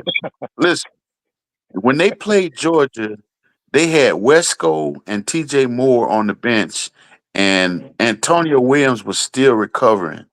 And Georgia just laid the wood to them. If they play Georgia right now, it would be a push because Dabo finally had to let go of the offense, and he let Garrett Riley do what he brought him in to do. And I think that would be a great matchup, Garrett Riley against Lance Guidry. But I just don't think their offensive line is physical enough to force their will on us. I think in the lines we have an advantage. Not a big one, but a slight one. And I think that would be, because it would be a close game. That would not be a blowout. It's going to be a good game. It's going to be a ratings bonanza for ESPN. I see. Hey, there's a question. There's a question that John Brown asked, and I just wanted to to go to it. It said when it happens, if Miami, SMU, and Clemson win out, how's that work? I think they take the 2 highest rated teams. Is that right, Gary? I think that's correct. Yeah, I'm going to double check that. But yeah, Actually, I think that's how all of the conferences work now because they don't have divisions anymore. So Gary, do they still do that little show where on Tuesdays now? Is that going to come back in a couple of weeks? you talking about our show? No, the Tuesday show at the BCS or whatever it's called now. Oh yeah. Well, I don't know if they'll. I would think they would have a rating show. Because those are the actual college football things. Right now, they're just going off the AP poll. Yeah, I'm not sure when they bring that back. So here's the tiebreaker. Let me tell you guys real quick what the tiebreaker is. I just pulled it up. Okay, the teams with the 2 best winning percentages will play in Charlotte. Now, in case of a 2-team tie for the 2nd best winning percentage, the first move is to turn the head-to-head competition with the winner of that game holding the advantage. If there was no head-to-head competition, the next determinant is winning percentage against all common opponents. Then it becomes all common opponents with the added caveat of order of finish in the conference, beginning with the highest seed of common opponents. It starts getting real complicated if you keep going down their set of criteria. But you know, the first move is head-to-head competition, and then the second would be winning percentage against the common opponents. Well, that could be interesting because us, Clemson, and SMU don't play each other. Yep. Listen, we can't lose. You can't lose. Yeah, can't lose. Can't lose. Can't lose. It's crazy that you got to go 12-0, but the way this season is shaping up, and you know, SMU's probably going to drop a game somewhere along the way, and Pitt will. You know, I mean, these teams aren't going. Everyone's not going undefeated in the ACC, and there's some crossover games where they play each other here in the second half. I don't have everyone's schedule in front of me, but I know they play each other at different points and stuff. It's going to work itself out. But if you're Miami, you just got to win, you know, and not let it come down to that with a team that's this good. Well, I'll be honest. Let me ask you. Yeah, go ahead, Lamar. I was just about to say, if so, the 2 teams playing the ACC Championship. Let's say there's 3 teams undefeated. 2 teams playing the ACC Championship. Does that 3rd team get into the playoffs? 100%. Do they get rest and get in the playoffs? Yeah. That's the question. I think they might have to play a higher seed, but how do you leave an undefeated team out of the playoff? I don't think they would. So Florida State, I think a team that was undefeated gets into the playoffs this year. More teams. Yeah. Listen, I think that the conference that's lowest on the pecking order right now is the Big 12. I think if us and Clemson continue to play, we'll be the 2 in the championship game. But there's a good chance SMU can go 10-2. Yeah, they wouldn't make the playoff at 10-2. All those SEC teams are going to get the benefit of the doubt long before a 10-2 ACC team. There's no way we're only going to have 2 teams. We're going to have at least 3 teams. 4 teams is pushing it, but there'll be 3 teams. If SMU is 10-2, because I'm going to say something. I don't think SMU got oil money, and that means they got people behind the scenes who are influential and who just ain't gonna sit back and let you just stick it to them. Yeah, they don't have oil money like Texas and Georgia and. Whoa. Yes, they do. SMU is the richest school in our conference. It's not even close. You seem to forget that SMU was the first and only team to get the death penalty. There's a reason for that. And came back. Yeah. Also, remember this, Gary. They're going 9 years without taking a single dollar of TV money. They raised $330 million in 4 weeks after they joined the ACC. I know. Yes. And Rhett Lashley is rapidly emerging as a coaching star. Like, he really But is. here's the beautiful thing. They're going to keep him because he's at a Power 4 school that's got gobbles of money in a major metropolitan city in a recruiting hotbed. The only school I think that he would leave them for would be Arkansas because that's his home state school. So he's got to go. And they got at Walmart. Stanford. He's going at Stanford, at Duke. Those will be 2 victories, I would think. Then Yeah. he's playing Pittsburgh at home. That's a toss-up. Yeah. Boston College at home, at Virginia, and then Cal at home. I mean, SMU. I mean, if they go undefeated, I wouldn't be shocked. They're what are they, 6-1 right, 5-1 right now? Yeah, they're only lost. Right. They lost one. I'm sorry. My bad. So if they go 11-1, I wouldn't be shocked. They go 11-1, they're going to make the playoffs. Yeah, their loss was to BYU, which obviously was not a conference game. Yeah, but BYU is making the playoffs. They're playing pretty good. But I don't know. I don't know that a 2-loss SMU team makes the playoffs. I don't think they would personally, but they're not just. There's going to be at least 3 teams from the ACC. Right now, us and Clemson, and then look up Pitt's final games. Let's see what they got left. Also, I think the SEC is going to start shooting itself in the foot because everybody has to play everybody. Exactly. This week, you're going to start seeing them eat their own young. So Tennessee's gonna, if they lose to Alabama, that's one, or vice versa. It's just they all play each other. I think when it's all said and done, Texas has a good chance of coming out unscathed. But let's look at this. If Texas beats Georgia this week, Georgia's got 2 losses. Whoever loses out of Alabama and Tennessee has 2 losses.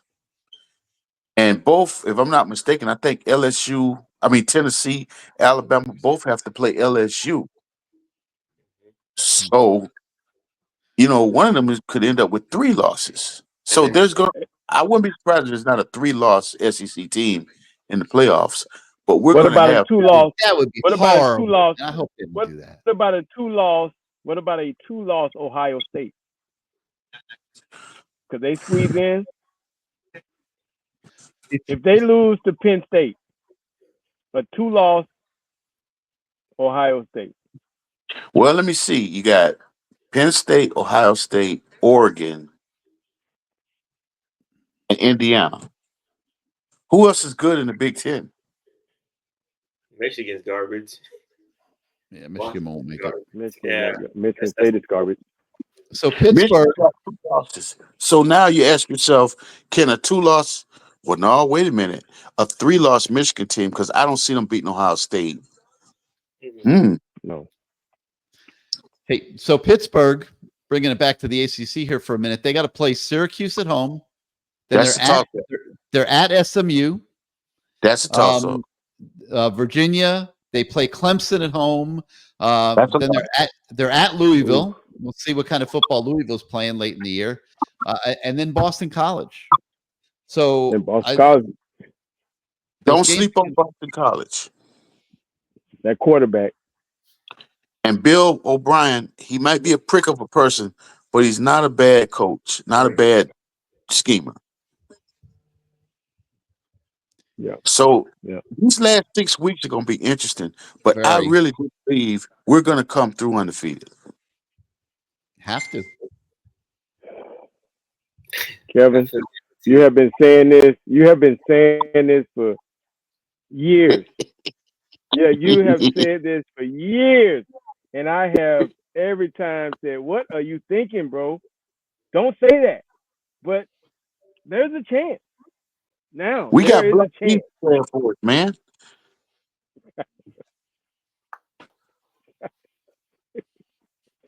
Oh, man, you crazy, man. You crazy. There is a chance. Hey, listen, we might pull the full trifecta ACC Championship, national title, Heisman Trophy winner.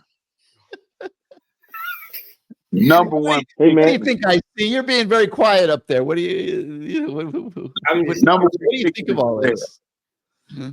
I'm trying to break down the math because that SMU Clemson thing. Because so say at the end of the day, Miami's undefeated, Clemson is 11-1. Pitt. You mean Pitt? Probably Pitt. Well, somebody. SMU has already lost a game, so I don't want to be them. They lost to BYU. I think Pitt's gonna lose 2 games. I think Pitt, but it could be 12-0 Miami, 11-1 Clemson, 11-1 SMU. That's like, what do you do at that point? Wow, wouldn't it be ironic if we play SMU in the our JV team in the ACC Championship game? Yeah. Well, you can't forget about Manny Diaz coming to town, guys. Can't forget about Manny Diaz and Duke.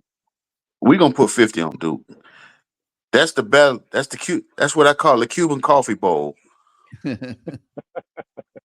Hey, Kelvin, before we let you go, Mr. Trill here, he wants to know who you think the best running back on the team is. Mark Fletcher. He looks good, man. He's looked very good. He really does. Yeah. He just, you would think that he's slimmed up, but he still runs hard. He runs power. Yeah. But I don't think you have to increase his reps. He hasn't made it through a season healthy in several years, going back to high school. He's 230 pounds, though. That's impressive. Yeah. But I think people are kind of disrespecting Martinez. They are. But, he's got to bust out. I mean, he's a 6-yard a carry back who's only averaging 4.3 right now. He's got to have one of those But games. I can tell you this. When he catches the ball on one of those Cam Ward pitches, he's very special. Yes, he is. He's always around. He's very special on that. I tell you what, I like what they do with Chris Johnson.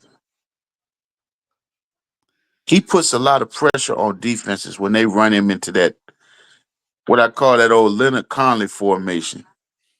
Remember they used to do that when Coach Erickson first got there, run Leonard Conley like that out there to the flat. Because you're talking about a guy that runs 10-100 meters, 10-100 meters. And if he gets to the curve, but Jordan Lyle, let's not sleep on him. No, you can't. So how do you evolve from the couple plays that Chris Johnson goes in the game, he's getting the ball? How do you evolve past that and give him enough reps where he's not getting the ball to where people got to play it honest? Well, what's setting up is they're going to run him to the flat and throw up the seam to Arroyo. I think we did like that. Arroyo. Yeah, we haven't really even discussed Arroyo, but hey, he's made himself some money. Yeah, and he could do so much more than what he's done too. I mean, that's kind of along the lines of what I'm talking about. I would like to see Arroyo become as important to this offense as Restrepo. That would make us a much better team in December. Yeah, but we got so many weapons. We got to use them. But that's the point. It's like teams are coming into. I think our game plan is going to be to see what the other team tries to take away from us, and we'll just, it's what I call check with me offense. So let's just say Louisville decides we're not letting Restrepo beat us. Isaiah Horton beats you. What's his name? Arroyo beats you. Oh, and we throwing it to the back in the flat. So then the next game, they said, well, we're not letting Arroyo beat us. Then Restrepo beats you. So now we're going to take out Arroyo and Restrepo. But then Sam Brown, Horton. Yeah, I agree. That's where I would like to see this team get to in the second half of the season. But when we get there, Kelvin, when we get there, we're ready for December. But we're there now, Gary. Oh, shit. I don't know, man. Your guys' former quarterback came on this show last week, and he said he was there at Cal's in the press box, and he said he's sitting there, and he knew where the ball was going. And so did Cal. And how'd that turn out? Well, Cal apparently didn't. He was Restrepo on that 77-yard tired. pass. He was so open on that play. Oh my God. Oh my God. Don't understand how you leave. Like, I've had conversations with guys who coach, and I actually had this conversation with Lamar. Today's players are the dumbest sons of bitches out. I mean, we're at the 6-yard line. His best receiver is Restrepo. He ain't beating me. Anybody else can beat me. He ain't beating me. Yet somehow they managed to leave it wide open. Oh my God. I Thank don't know. God. Lamar was never that wide open. Well, you know what? What? I was having a conversation with Damian Lewis and actually Sapp about this too. We were having a conversation about the Heisman. And they were like, hey, it's Travis Hunter's to lose. And I said, in theory, I agree with you. But if I were playing Colorado the last 6 games, I would not throw to Travis Hunter's side, and I would double team him. So if we lose, it's because them other dudes beat us. And I said, that's how it used to be. Like, we come out and Lamar 2 weeks in a row has 8 catches, 150 yards, and a couple touchdowns. Well, the team is saying Lamar's not beating him. We're going to bracket him. We're going to double team us. AC's going to have to beat us. Ooh. Okay, Coleman Bell's going to have to beat us. But we're not letting Lamar beat us. Hey, Kelvin, you're being called out a little bit here. Before we really let you go. Honey IV says that somebody needs to tell you that there cannot mathematically be 50 teams in the playoffs. So everybody can't make the playoffs. There's only going to be 12, and at least 3 of them are going to come from the SEC. So let's go over it. Texas, Georgia, Alabama, Tennessee. Tennessee is not good. I don't think they're getting there. I'll say those 4 right there for sure from SEC. Ohio State, Penn State, Oregon. That's 7. That's 7. Miami, Clemson. That's 9. Kansas Boise State. Boise State. You got And it. Boise. 5. And you already said BYU's making the playoff. No, wait a So minute. BYU is in. What conference is BYU in? Big 12. BYU and Kansas State. What about Boise State? They're going to What take About SMU. You forgot about SMU. You said SMU's going to make the playoffs because they got all that oil money. but Tennessee out. no, there's going to be 4, 3, 4. So that's 8, 11. Oh, yeah. Ooh, somebody's going to get cheated. Yeah. Because Boise State is going to probably be the group of 5 representative, right? Or one of the Army and Navies because they're killing everybody. Let's not forget those guys. Undefeated. So God, is that would Boise? be hell. What if Army finishes 12-0? Well, you know what? Army actually throws the ball this year. They both do, which is crazy. Yeah. I know. Derek Jenkins said, "What about Notre Dame?" Oh, God. They've lost one hectic, game, man. right? It's gonna be hectic. Huh? They lost one game already, right? Yeah, to Northern Illinois. NIU. They lost to NIU. Northern Illinois. So they got to play Clemson too, don't they? I don't know who's on their schedule.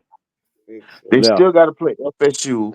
That's a slaughter. They'll beat FSU, but I think they got to play Clemson. I mean, for us, all right, as Kevin. long, I think there's going to be 3 teams from the ACC. We'll be one of them. I think Clemson will be the other one, and then Pitt and SMU will battle it out for that 3rd spot. Hey, one of the viewers said Kelvin is doing Chinese arithmetic, and another one said Kelvin thinks Florida State will make it too.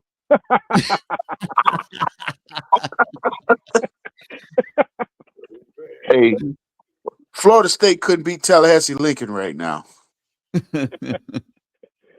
Hey, homeboy, we definitely appreciate you coming on and making IC feel at home with another Fort Myers guy, and we appreciate you coming on. You are definitely entertaining, and you make Hey, did you the lose your time go lights, man? by. Did you lose your lights? Oh no, everybody was chilling. That was like a little rainstorm. Oh man, we lost lights for like 5 days. What? Everybody was A-okay. Well, that's the crazy part about it. There was no flood or nothing. It's just the wind, the wind, I guess, in this complex. But the people on the beach took it on the chin, though. Yeah. All the IC is gear. the beach. He lives on the beach, so no, Oh, you live on the beach. No, you live on the no. beach. That's right. You live close to the water. All the Garys live on the beach. Well, we appreciate you, my man, and I'll call you later, man. Yeah, I thought Mike Appreciate it. Irvin was going to be on. That's what I was hyped for. Hey, we didn't want to. Well, we'll get him on soon. You'll get the heckling. Yeah, he owes me a rematch for my weekend money. All right, my All brother. right, Kelvin. Thanks, man. Yeah. Talk to you soon. He's such a piece of work. Hey, LT, somewhere over in the last hour of the Kelvin Harris show, the subject came up about Louisville's defense is going to take chances on Saturday. And we haven't talked about the guy that calls the shots for the Louisville defense, and that's a guy named Ron English. You're familiar with him, and he does have a reputation for gambling a lot.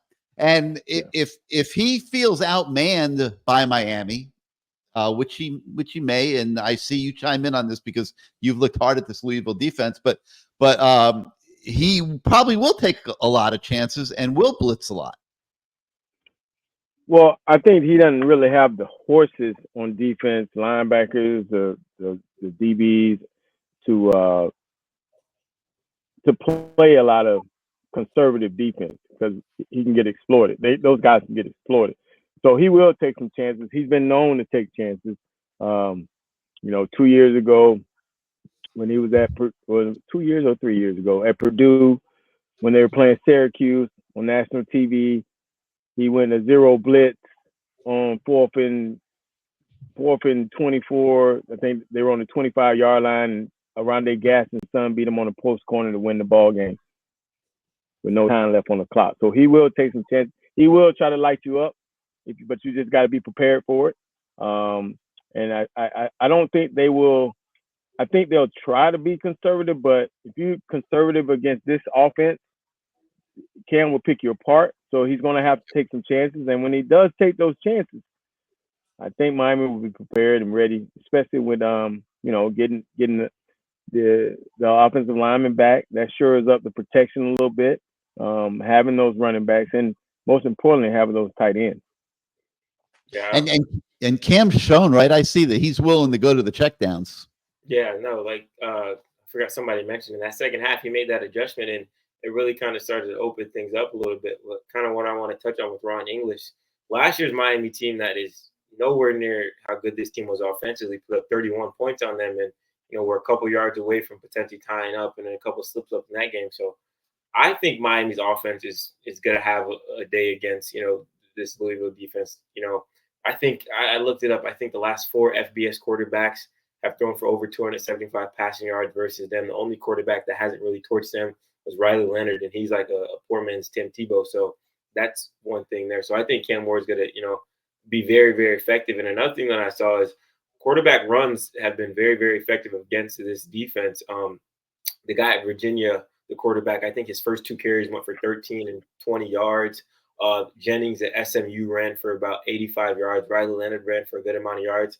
Granted, those are a lot of, quarterback design runs, but I do think Cam can buy some time in the pocket, scamper, because, we talked about, I think last week, he looks slow, but he's moving, past people. And I think if he gets into a situation where he has to tuck in and run, this defense has shown they're vulnerable, in that aspect. And, just listening to their conferences and listening to Coach Braum talk and listen to, that defensive lineman, I don't know how to say his name, number 9. They're all about, we have to contain Cam in the pocket. We have to force him to passive pocket. We can't let him go out. If you give him time in the pocket, he's gonna tear you up. It's not like he's a guy that has to scramble around every single play. So I think this is gonna be offense is gonna have issues. The thing I'm worried about is just slowing down that Louisville defense or offense. And Coach Guidry said his only goal is to outscore the defense, and do that, they win the game. So let's see what he can do come Saturday. That's the big question. Will it be a shootout? The other one I have is, do you expose the franchise to the hits of design running plays by the quarterback, even though Louisville's defense has shown that it's susceptible to that? Ooh, that's a tough one. We find another way. Game 7. It's game 7. It's not game 16. Hey man, we find a way to figure something else out. We don't expose the guy to too much. We keep it in the short yardage because you don't want a scenario like Cal had, where their quarterback played a decent game, or actually a good game, but got hit. And those last 3 passes he threw were probably the worst passes of the game because he got hit. When they get hit and they get hit hard, it does something to them. So they become a little gun shy and a little off balance. And he wasn't as accurate as he had been that whole game. So, you don't want your quarterback to take too many big blows like that. All right, I see. Before we let you go, parting thoughts as Miami heads to Louisville. Parting thoughts. If Guidry comes out of this game with a great game plan and slows down that offense, I'm giving him a blank check with his name on it, say, "Welcome to the club, brother." But in all seriousness, I think I do think this is going to be another close game. I think it's going to be a shootout. I think Miami's offense is going to outlast them. Hopefully, I'm wrong. Hopefully, Coach Guidry, you're watching this. You're probably not watching this. You're probably tuned in watching that Brom offense. Hopefully, that defense comes out. I hope, like Gary says, your best when you're playing aggressive. Send the house. Expose this Louisville, offense for what they actually are. I don't know what they actually are because they're pretty good, but just excited to see if this defense can hold up, and excited to see some new wrinkles in that offense as well. All right, I see. Well, we'll see what happens. All right, I see. Thank you guys. See you later, my friend. Thanks for being part of the show once again. Izubee Charles, ladies and gentlemen.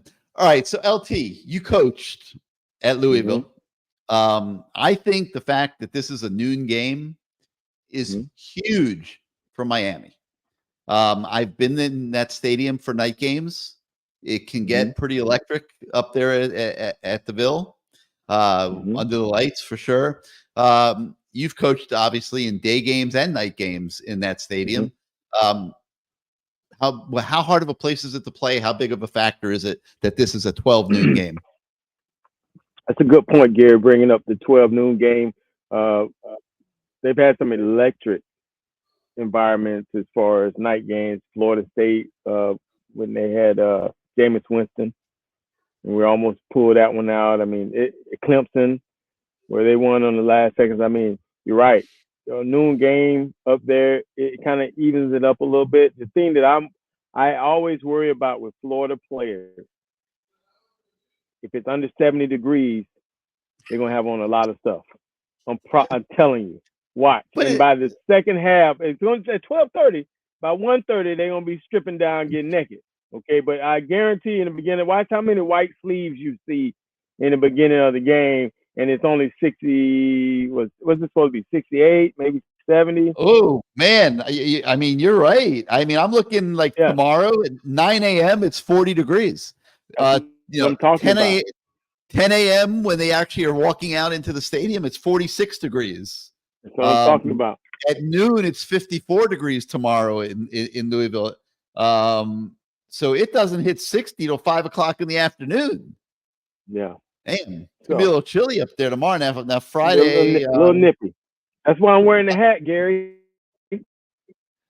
Yeah, I mean, I'm looking at. They don't have Saturday yet, but it's very similar. Like high noon, it's 60 degrees. It'll be 60 degrees on Saturday, at kickoff.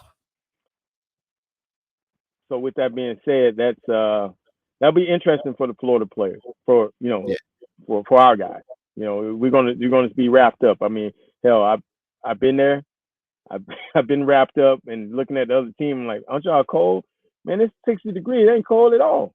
Like, dang, and I got on all this stuff. So it's gonna be very interesting but I think by second half, they'll shed all that stuff and they'll look different.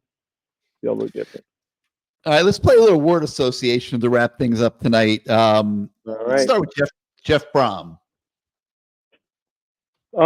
Great offensive mind.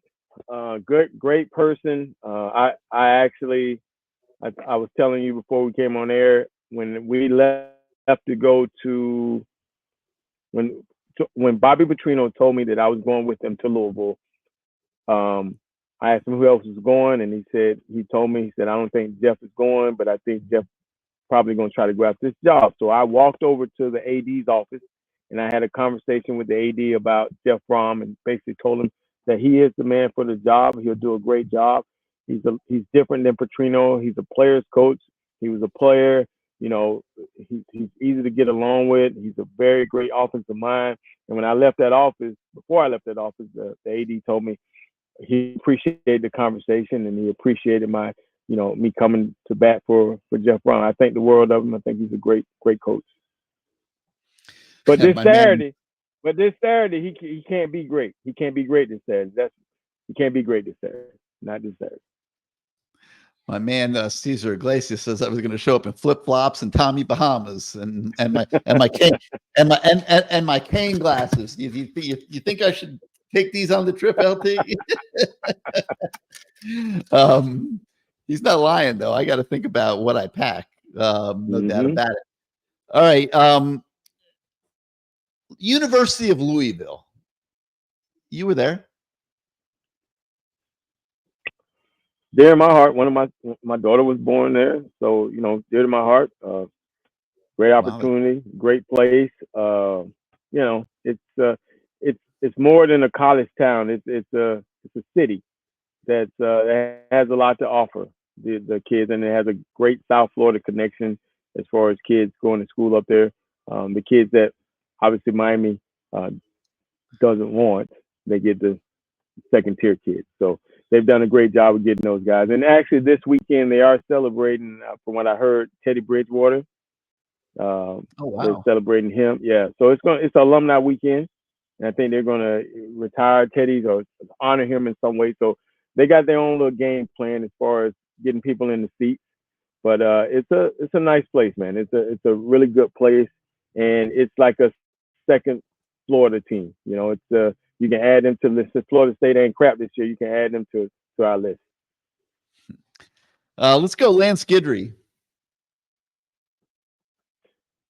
This is a good game for him. This is a real big game. I know they're circled because, you felt like last year, the offense, the defense had it, the game was on line for them. And, it didn't go well. They played well, but it didn't go well. So he's been looking forward to it. He's probably been self-scouting himself. And I think he's ready. Talking to him today, he's going to throw some new wrinkles at him. And, hey, he feels good about it. He feels good. He feels great about, the D-line. He feels great about the back end because that D-line is going to be humming. So it's going to be hard for them to run the football. And it's going to be definitely hard for them to throw the football. So, maybe look for some tip interceptions, some tip balls, because quarterback's going to be a little woozy after a while. I expect Bain to have a great game. I really do. This will be his coming out game. I mean, last week against Cal, that fourth quarter, he was unstoppable. So it's probably just going to carry over to this game. It's going to be good weather. He ain't going to get tired now. It's going to be great weather. So they're going to be humming all game long. Can't wait to watch. All right, we got a couple more for Lamar, but before we get to those, let's take one final look at CaneSport. Whoa, I hit the wrong button, LT. You hit the wrong one, Gary. Welcome to CaneSport. New store, new items, same great experience.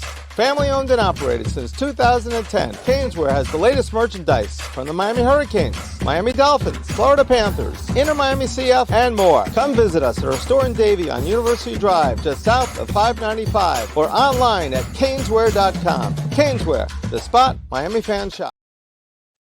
All right, let's do hats. Hats that you can buy at CaneSport. Go ahead, LT. Yeah, hats. Look at this. Look, we got all these hats here. They got new hats.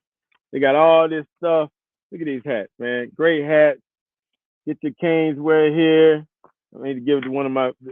They had a guy in the comments, this Eric Gallagher guy, Ohio State fan. I need to go ahead and buy him one or two of them. Hey, if you're going up there, stop on by. Look at these sweaters they got. Get your nice, cool It's a nice one. sweater here. Boom. That's a nice sweater. Look at this. The nice sweaters going here. Boom. I mean, you got jerseys. Look at these jerseys. They got the orange. Look at this. That's kind of cool. Look at that. The orange right here. Got a lot of good stuff, man. Look at this. I like the coach. You got to get you one. You got to feel when you feel. If you want to be a coach, you want to feel like a coach, look like a coach. You got to get you a couple of these. This is what the coaches wear right here. We got them. Look at this. Look at this. This is what the coaches wear. This Jason Taylor wears stuff like this. He cuts the sleeves off and puts sweat all over himself. But that's another story. But yeah, you got to come on by here. Come on, get some of this gear. We got all kind of gear. Look at this. This is a nice sweater too. Last sweater before I show you my favorite. Right, there you go. Look at this hoodie. But this is my favorite right here. If you're going up, get you one of these right here. Look at this. Yeah, look at that. I love this. This is like little vest action here. Woo, I love this thing right here. Play golf. Yeah, we're talking like literally anything that you would want that has the U logo on it. They got for you at CaneSware, all different sizes, men, women, kids, babies. They got stuff for your pets. And as you see, they even have gear for the Dolphins, the Panthers, Inter Miami Soccer. So get on over to CaneSware if you live locally at 2655 South University Drive in Davie. You could shop them 24 hours a day, 365 days a year at canesware.com. It's 15 minutes north of Hard Rock Stadium. You can hit them before a home game. Did Laspada feed you tonight, Lamar? Yes, they did. There you go, right here. Let's see. Where's my sub? Let's give Laspada the shout out right there. Best subs. My ham and cheese. Yep. There you go. There you go. Best subs in South Florida, so you can get your food for your tailgate and load up on gear at the same time. Hey, next week before the Florida State game. Game's not till 7:00. Great time to go visit CaneSware. All right. Let's go with Ron English. Ron English, defensive coordinator that likes to take chances. I really think that he must have some naked pictures on Brian Brown. I mean, on the Browns, because it just doesn't fit. Him being a defensive coordinator with Brown, I mean, he takes so many chances that, you know, he's put Purdue when they were at Purdue in some bad predicaments. He's even put Louisville in some bad predicaments. But you also got to have the Jimmies and the Joes, and I don't think they have the right Jimmies and the Joes. So he's going to have some problems I'm hoping he's going to have some problems on Saturday with this offense. I think that for us, with the offensive line being whole again, being able to run the football, I don't think they can stand up to. They don't have the massive defensive linemen like an SEC team, so we should be able to push them around a little bit, you know, and maybe open up some holes. And I expect the running game to do well this game. I really do. And that's all going to be in the hands of Shannon Dawson. Shannon Dawson, big game for Shannon because, you know, this is an opportunity for the University of Miami to really show their offensive dominance. You know, you think about this game coming down between it's going to come down between who puts up the most points. You know, Jeff Brown, offensive genius. Shannon Dawson, offensive genius. Okay, who's going to put up the most points? I mean, it's very simple. This is elementary. Who's going to score the most points? And he has a great opportunity because I think we have the better defense to be able to hang with their offense. I don't know if Louisville has, just my opinion, I don't think they have the defense to be able to neutralize the University of Miami's offense. Too many weapons. Yeah, this game's going to be all about Miami stopping Louisville and not getting into a shootout that goes deep into the fourth quarter. That would not be a great thing. Let's finish it off with Mario Cristobal. Seems to be pushing all the right buttons, Lamar. Well, you said you don't want it to go to the fourth quarter, but I think the last two games will help you have confidence in that fourth quarter. You know, because we've talked about this many times before, that 2 years ago, last year, we don't win those 2 games. There's no way we win those last 2 games. And so I think what they've been able to do now, Coach Cristobal, with this team, is have them believe with that quarterback. It's big. It's huge because they haven't shown that they. I was on the sideline, and I hear them. They don't, even against like USF, when the USF was, still competing. It was never give up. It was never give up. Nothing. No flinch. And watch them against Cal. Watch them against Virginia Tech. Those last drives, there's no flinch. They just went about their business, did what they were supposed to do, and Mario is pushing all the right buttons, like you said. And just listening to him today, again, it's about, hey, these next 72 hours are big. These are big. This is big for you. So prepare yourself, do what you're supposed to do. And so when you get there, we're ready to play. And that's his message. Do what you're supposed to do and prepare yourself for when we get there. Those 72 hours are big. So I think just listening to him, I mean, I think he's learned on the run. Like last year, that speech was different. This speech is more about, hey guys, we've given you everything you need. We believe in you just like you believe in us. Let's go do what we're supposed to do. Let's look professional the way we looked in Gainesville. That's what I'd like to see this week. All right, I'll tell you, so we got to thank Kelvin, of course. Thank IC for being part of the show. Thank CaneSport for once again sponsoring the show. I think we're both headed up to the Ville this week, so that be an interesting road trip. And I'm anxious to see how the Canes respond to this challenge that I do think Louisville presents because of the things that they can do on the offensive side of the football in particular. And when you gamble as much as Ryan English does on defense, you don't know when he might hit 1 or 2 here or there. That might slow you down a little bit. So we'll see what happens. Huge game. And we will be back next Wednesday night to talk about it.